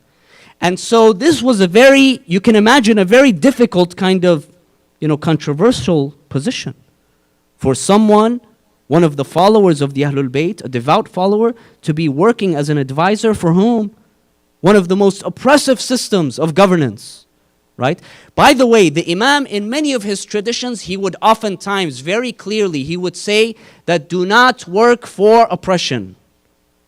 Do not. Sometimes he would say about himself, if I am given the chance to choose between my body being entirely cut up and dismembered and dispersed and to work for the oppressors, I would choose the former, not the latter. But the Imam was also practical. He was wise, he had prudence, he understood. In some cases, he made exceptions. When he knew that the person in this position was someone who was sincere, who was God conscious, who was devout, who was devoted to taking care of the affairs of the Muslims, to helping those who were in need, to teaching, to educating, to reforming, then he would encourage them. And the example of Ali ibn Yaqteen is a great example. Ali ibn Yaqteen, every once in a while, he would turn to Al-Imam Al-Kazim, or sometimes he would write to him a letter, and he would tell him, "Oh Imam, please help me. I'm conflicted. Every day is difficult for me. I wake up and I think to myself, is this a right position for me? Why am I in this position?" Al-Imam Al-Kazim, he would comfort him. He would tell him, "Oh Ali, you are devout. As long as you can promise me that you are sincere in your work, that you are there in order to bring greater good to the community and to dispel harm, minimize harm against the community, then you are doing a good job. And I promise you that you are on the right path. And there are many beautiful stories about how the Imam, in various ways, he protected Ali ibn Yaqtin. Because you can imagine, if Harun, if the Khulafa, if others were to know that Ali ibn Yaqtin was devoted to Al-Imam Al-Kazim alayhi salam, he would what? He would be killed immediately. And there were several instances, traditions tell us, where Al-Imam Al-Kazim alayhi salam, through his wisdom and prudence, he protected Ali ibn Yaqtin. In one example, just a brief example, Al-Imam Al-Kazim, he writes a letter to Ali ibn Yaqtin. He tells him, when you perform your wudu, do it in this manner. Rinse your mouth 3 times. Rinse your nostril 3 times. Rinse your ears. Wash your face. Wash your hands from the tips to the elbows down here, and wash your feet. Ali ibn Yaqtin, he writes back to Al-Imam Al-Kazim, he tells him, "Oh Imam, but this is not the way that we have been taught wudu. You've taught us something else, different than this." Imam Al-Kazim tells him, "Do as I say." Because there were spies. There were those who, these khulafa, even those who were closest to them, they could not trust them. And this is exactly the mindset when your only focus is to hold power and control and wealth. You are what? You are always skeptical of everyone around you. You can't trust anyone because you assume everyone is, working against you. Right?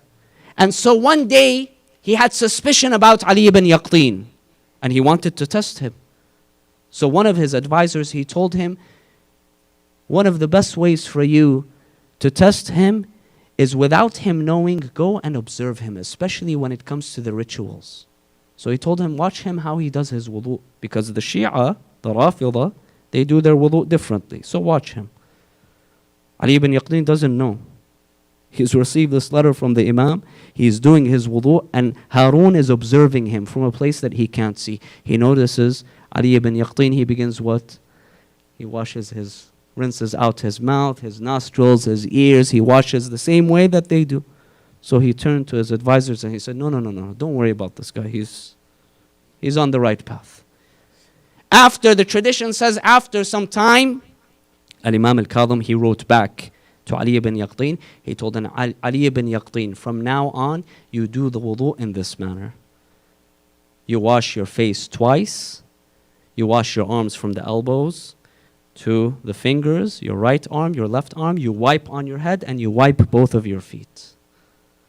So here we find that the Imam, he trained these disciples and he provided guidance and support and he encouraged them because he knew the value of these companions in spreading teachings, in doing good. And number 3, the final thing, the final way that his leadership was exemplified was through his own embodiment of virtue, his prudence, his clemency, his forgiveness. He is known as Al-Imam Al-Kazim. Al-Kazim is what? Is the one who suppresses their anger. He faced many difficulties, much opposition around him. One tradition tells us that one day, Al-Imam Al-Kazim alayhi salam was in Medina. Shaykh al-Mufid, our great scholar from 1,000 years ago, he has a very beautiful book. It's called Kitabul Irshad. It's about the lives of the 12 Imams.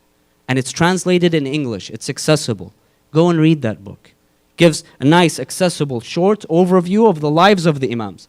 In Kitabul Irshad, Shaykh al-Mufid, he narrates a tradition. He says in Medina, there was an opponent of Al-Imam Al-Kazim, someone who opposed him, whom Shaykh al-Mufid, he narrates, he says he was one of the descendants of Umar ibn al-Khattab. It ran through his blood. He says that when he would see Al-Imam Al-Kazim, he would curse him. And he would curse his grandfather, Amir al-Mu'minin. One day he does this. And the Imam al-Kazim is surrounded by some of his followers. They become angry. They tell him, Yabna Rasulillah, allow us to go and to take care of him. Let's go and, give him a nice lesson. Huh? Imam says, no, absolutely not. I forbid you from mistreating him. Don't even go near him. Don't touch him. So they left. The tradition says that this man, he had a farm in the outskirts of Medina. Al-Imam al-Kazim, he went and he rode on his mule and he rode towards the farm of this man. When the man saw him from far, he told him, don't come onto my land. Al-Imam al-Kazim did not pay attention to him. He rode onto his farm until he reached closer to him. The man began to yell at him. Didn't I tell you, don't come? I don't want to see you. What are you doing here? Who are you to be here? The tradition says Imam al-Kazim, he greeted him with a smile. And he began to joke with him. Some light-hearted humor with him. Then he turned to him and he told him, he said, this plot of land that you have, how much did it cost you to sow this land? The man told him it cost me 100 dinars. He told him, how much do you hope to get out of it? Told him, I don't know how much. This is in the hands of Allah. He told him, I'm not asking you how much you will get. How much do you hope to get out of this land? He told him, I hope to get 200 dinars. And Imam al-Kazim, he took out a bag of money that had in it 300 dinars. He gave it to him. He told him, this is for the amount that cost you to sow this field, and for the amount that you hope for, and some. And may Allah put in your work barakah and blessings. The man, he turned to Imam al-Kazim, he said, my apologies, my master, my apologies. I'm so sorry for the way that I treated you, for the way that I spoke to you. I disrespected you, I dishonored you. And Imam al-Kazim alayhi salam, he left. He left. The tradition says later in the evening, they were gathered in the mosque. When Imam al-Kazim, he came into the mosque, that man was in the mosque. As soon as he saw him, he stood up for him. And he went and he greeted him and he praised him. And he called out, he says, Allahu a'lamu haythu yaj'alu risalatah, the verse of the Quran. That Allah is best known, He best knows where to put authority. So some of the companions of the Imam, they turned to him, they told him, what's wrong with you? Are you something wrong with you? You're schizophrenic? Earlier, you were yelling and you were dismissing the Imam and you were humiliating him, and now you are praising him. Is there something wrong with you? So he turned to them and he said, no. I ask for forgiveness for the way that I treated him. This man is a great man. He is a noble man. And the Imam, alayhi salam, he was, what was he doing here? He was putting into practice the Quranic directive. Allah subhanahu wa ta'ala tells us in the Quran, idfa' billati hiya ahsan. Repel evil, repel that which is wrong with that which is good. Your reaction should be a good reaction. This is what the Quran tells us. ادفع بالتي هي أحسن فإذا الذي بينك وبينه عداوة كأنه ولي حميم. And the Quran says, you will see that the one whom between you and that person there is enmity, suddenly what? You become friends. Suddenly you become friends. Because you react with kindness, with generosity, with clemency, with maghfirah, forgiveness. And this is what the Imam, he embodied these values. He would forgive those who wronged him. He would engage in compassion. He was kind. He was generous to everyone around him. And this is a great lesson. It's a great lesson, brothers and sisters. It's one thing for us to teach people, this is what the Quran says, this is what the Prophet says. Right? But it's another thing when we embody these values. When I teach people what it means to have rahmah and mercy and compassion through my own actions, through the way that I deal with people around me. And this was one of the outstanding ways in which Imam al-Kazim alayhi salam, he influenced. And there are traditions that say even in the most difficult of times in prison, when he was imprisoned, that he was able to make the hearts of his opponents lenient. They came with the intention of harassing him, harming him, but the Imam, he displayed kindness and compassion towards them. But for some people, this was not enough. The hatred, the animosity that they had, the opposition and the envy that they had towards the Ahlul Bayt alayhim as-salam was on full display. No amount of kindness and generosity would change them. Because their hearts were dead. Their hearts were dead. And this was the case with Harun al-Rashid, who many times he attempted to end the life of Imam al-Kazim alayhi salam. He was envious of the Imam's position, his closeness to Rasulullah, his support among the people, the way that he displayed himself. He was envious. He saw all of it before his eyes, but his heart could not handle this. He wanted to get rid of him. And so he summons Imam al-Kazim from Medina. He is taken first to Basra in Iraq, and he is imprisoned in Basra. And the order comes to the governor and the governor of Basra to poison Imam al-Kazim. He says, I can't do it. I can't do it. How do I do this to such a pure man? So then he is taken from Basra all the way to Baghdad. And in Baghdad he spends many years, from prison to prison, from dungeon to dungeon. He is chained. He is put in isolation all alone. He is placed in the deepest of dungeons where he is not able to distinguish day between night. Allahu Akbar. He is abused. He is harassed. He is oppressed, our Imam, for many, many years. The tradition, it says that one day, Imam al-Kazim alayhi salam, he turns to Allah subhanahu wa ta'ala and he says, my Lord, I give you thanks and I praise you, because you know that I always pray to you, O Allah, to give me the opportunity to dedicate myself to you in worship. And now you have given me this opportunity. Allahu Akbar. Look at the beauty of the faith of Imam al-Kazim alayhi salam. Until the command came by Harun al-Rashid to As-Sindi ibn Shahik, this treacherous man, this evil man. The command came to him that put an end to Musa ibn Ja'far. And so the tradition says that As-Sindi ibn Shahik, he commanded that some dates that were poisoned, they be brought forth to Imam al-Kazim. And they were given to him. Imam al-Kazim, he ate from these dates. The prison guard, the narration says that the prison guard, after the Imam consumed a few dates, he told him, eat some more. Continue eating. These are fresh dates. The Imam, he looked up at him and he told him, I do not need to consume more because you have achieved now what you desire. Allahu Akbar. And the poison went and it spread in the noble body of Imam al-Kazim alayhi salam until he passed away.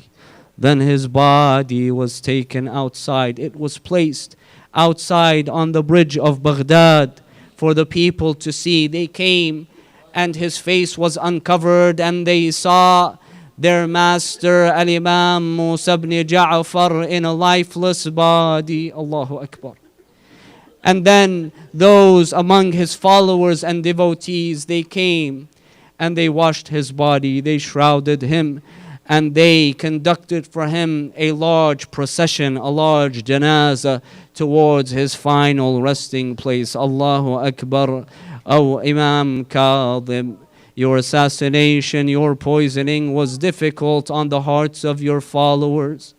But my master Imam al-Kazim, like your grandfather Abi Abdullah al-Husayn, your body was left out. But unlike your grandfather Abi Abdullah al-Husayn, your body was washed and shrouded.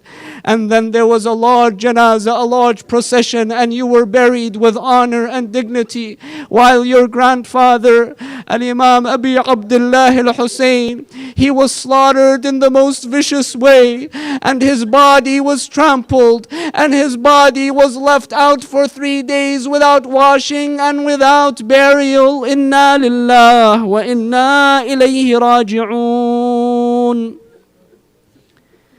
وسيعلم الذين ظلموا آل محمد أي منقلب ينقلبون والعاقبة للمتقين. يا حسين.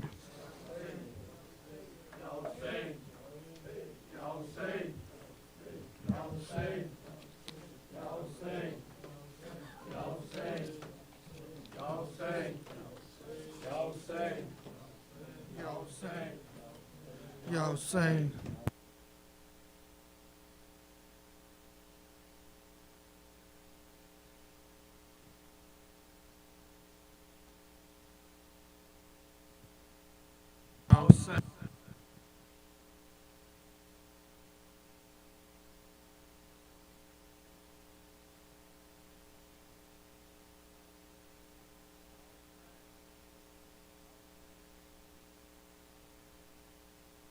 Hussein, Ya Hussein, Ya Hussein, Ya Hussein, Ya Hussein, Ya Hussein, Ya Hussein, Ya Hussein, Ya Hussein, Ya Hussein, Ya Hussein, Ya Hussein, Ya Hussein, Ya Hussein, Ya Hussein, Ya Hussein, Ya Hussein, Ya Hussein, Ya Hussein.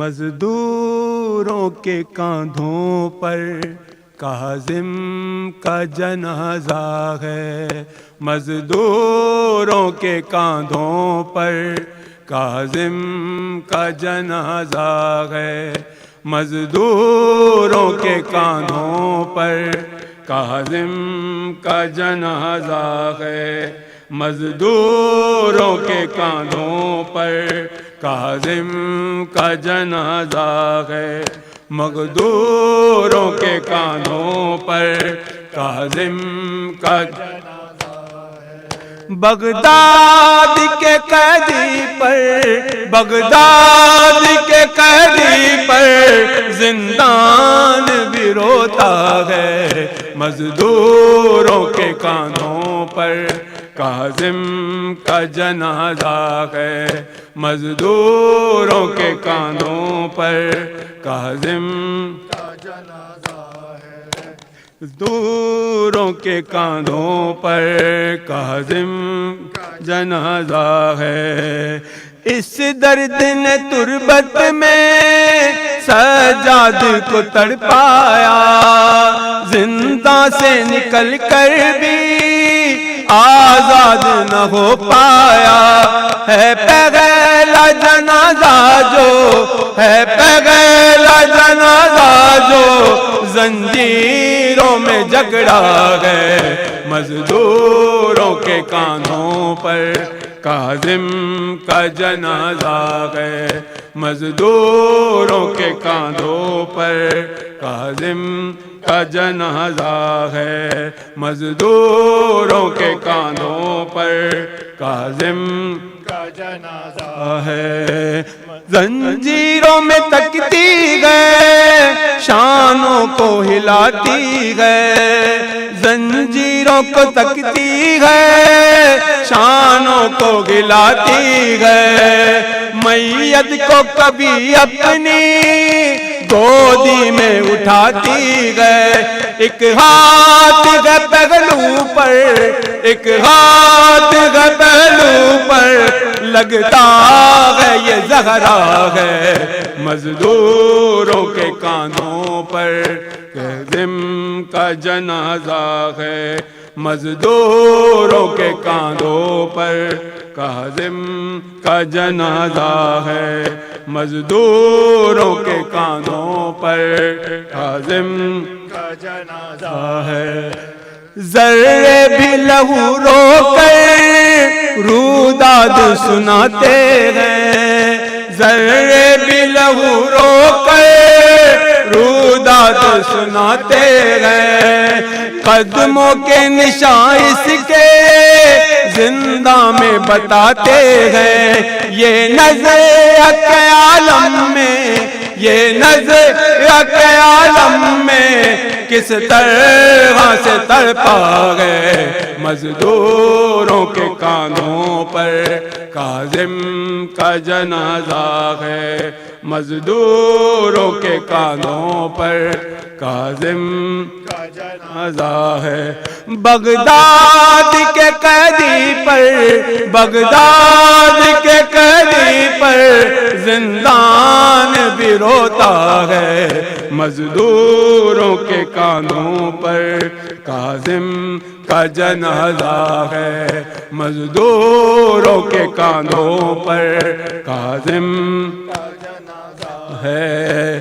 جو لوگ گزرتے ہیں آپس میں یہ کہتے ہیں، جو لوگ گزرتے ہیں آپس میں یہ کہتے ہیں، گھر والے تو یثرب میں اس قیدی کے رکھتے ہیں، پھر اس کے جنازے پر، پھر اس کے جنازے پر یہ کون ضعیفہ ہے، مزدوروں کے کاندھوں پر کاظم کا جنازہ ہے، مزدوروں کے کاندھوں پر کاظم کا جنازہ ہے، مزدوروں کے کاندھوں پر کاظم کا جنازہ ہے۔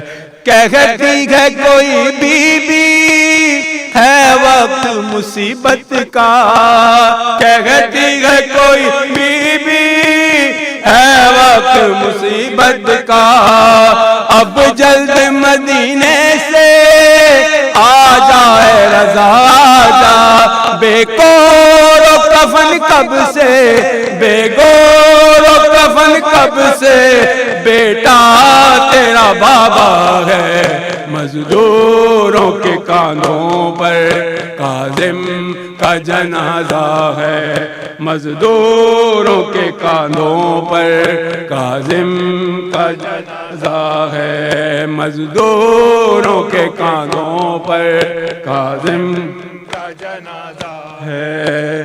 ہر روز ہی جاتی ہے وہ تربت زہرا پر، ہر روز ہی جاتی ہے وہ تربت زہرا، جا کر ماں کہتی ہے معصوم قم رو کر، دادی میرے بابا کو، دادی میرے بابا کو کیا آپ نے دیکھا ہے، مزدوروں کے کاندھوں پر کاظم کا جنازہ ہے، مزدوروں کے کاندھوں پر کاظم کا جنازہ ہے۔ بغداد کے قیدی پر، بغداد کے قیدی پر زندان بھی روتا ہے، مزدوروں کے کاندھوں پر کاظم کا جنازہ ہے، مزدوروں کے کاندھوں پر کاظم کا جنازہ ہے۔ شبیر کی غربت کا نوحہ یہ سناتے ہیں، شبیر کی غربت کا نوحہ یہ سناتے ہیں، سوکھے ہوئے لب اس کے امت کو بتاتے ہیں، اس نے بھی دم آخر، اس نے دم آخر پانی نہیں پایا ہے، مزدوروں کے کاندھوں پر کاظم کا جنازہ ہے، مزدوروں کے کاندھوں پر کاظم کا جنازہ ہے۔ بغداد کے قیدی پر، بغداد کے قیدی پر زندان بھی روتا ہے، مزدوروں کے کاندھوں پر کاظم کا جنازہ ہے،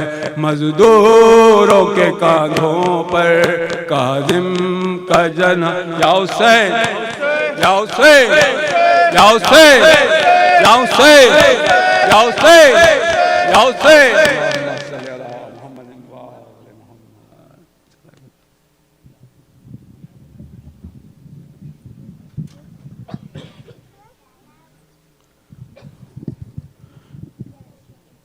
توجہ زیارت وارثہ عورتوں کو بطن اللہ السلام علیکہ وارث دام صفوات اللہ السلام علیکہ وارث نوح نبی اللہ السلام علیکہ وارث ابراہیم خلیل اللہ السلام علیکہ وارث موسیٰ کلیم اللہ السلام علیکہ وارث عیسیٰ روح اللہ السلام علیکہ وارث محمد حبیب اللہ السلام علیکہ وارث امیر المؤمنین علیہ السلام ولی اللہ السلام علیکہ ابن المصطفیٰ ابن محمد المصطفیٰ السلام علیکہ ابن علی المرتضی السلام علیکہ ابن فاطمہ الزہراء سیدۃ نساء العالمین السلام علیکہ ابن خدیجۃ الکبریٰ السلام علیکہ ثار اللہ وابن ثار والوتر الموتور اشهد انك قد اقمت الصلاة وآتيت الزكاة وأمرت بالمعروف ونهيت عن المنكر وطاعت الله ورسوله حتى أتاك اليقين فلعان اللهم قتلتك ولعان اللهم ظلمتك ولعان اللهم سميت بذلك فرضيت به يا مولاي يا أبا عبد الله أشهد أنك كنت نورا في الأصلاب الشامخة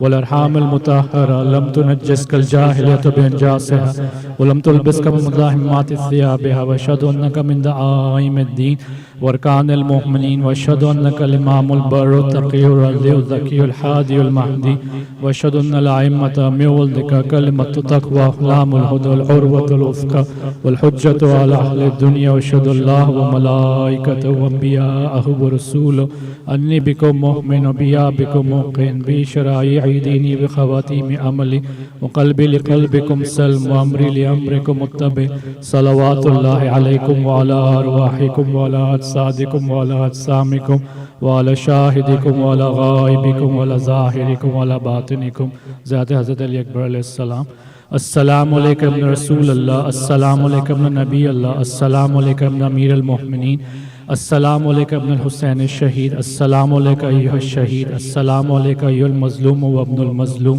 لعان اللہ من قتلک ولعان اللہ من ظلمتک ولعان اللہ من سمیت بذالک فرضیت بے زیادت شہداء کربلا علیہ السلام السلام علیکم یا اولیاء اللہ و احباء السلام علیکم یا اصفیاء اللہ و اوداء السلام علیکم یا انصار دین اللہ السلام علیکم یا انصار رسول اللہ السلام علیکم یا انصار امیر المؤمنین السلام علیکم یا انصار فاطمہ الزہراء سیدۃ نساء العالمین السلام علیکم یا انصار ابی محمد الحسن ابن علی الولی الزکی الناصح السلام علیکم یا انصار ابی عبداللہ بی ابی انتم و امی تبتم وطبد الارض التي انتم فيها دفنتم وفزتم فوزا عظیما فیا لیتنی کنتم معاکم فافوز معاکم ذات حضرت عباس علیہ السلام السلام علیکہ یا ابا الفضل العباس ابن امیر المؤمنین السلام علیکہ یا ابن سید الوسین السلام علیکہ یا ابن اول القوم اسلام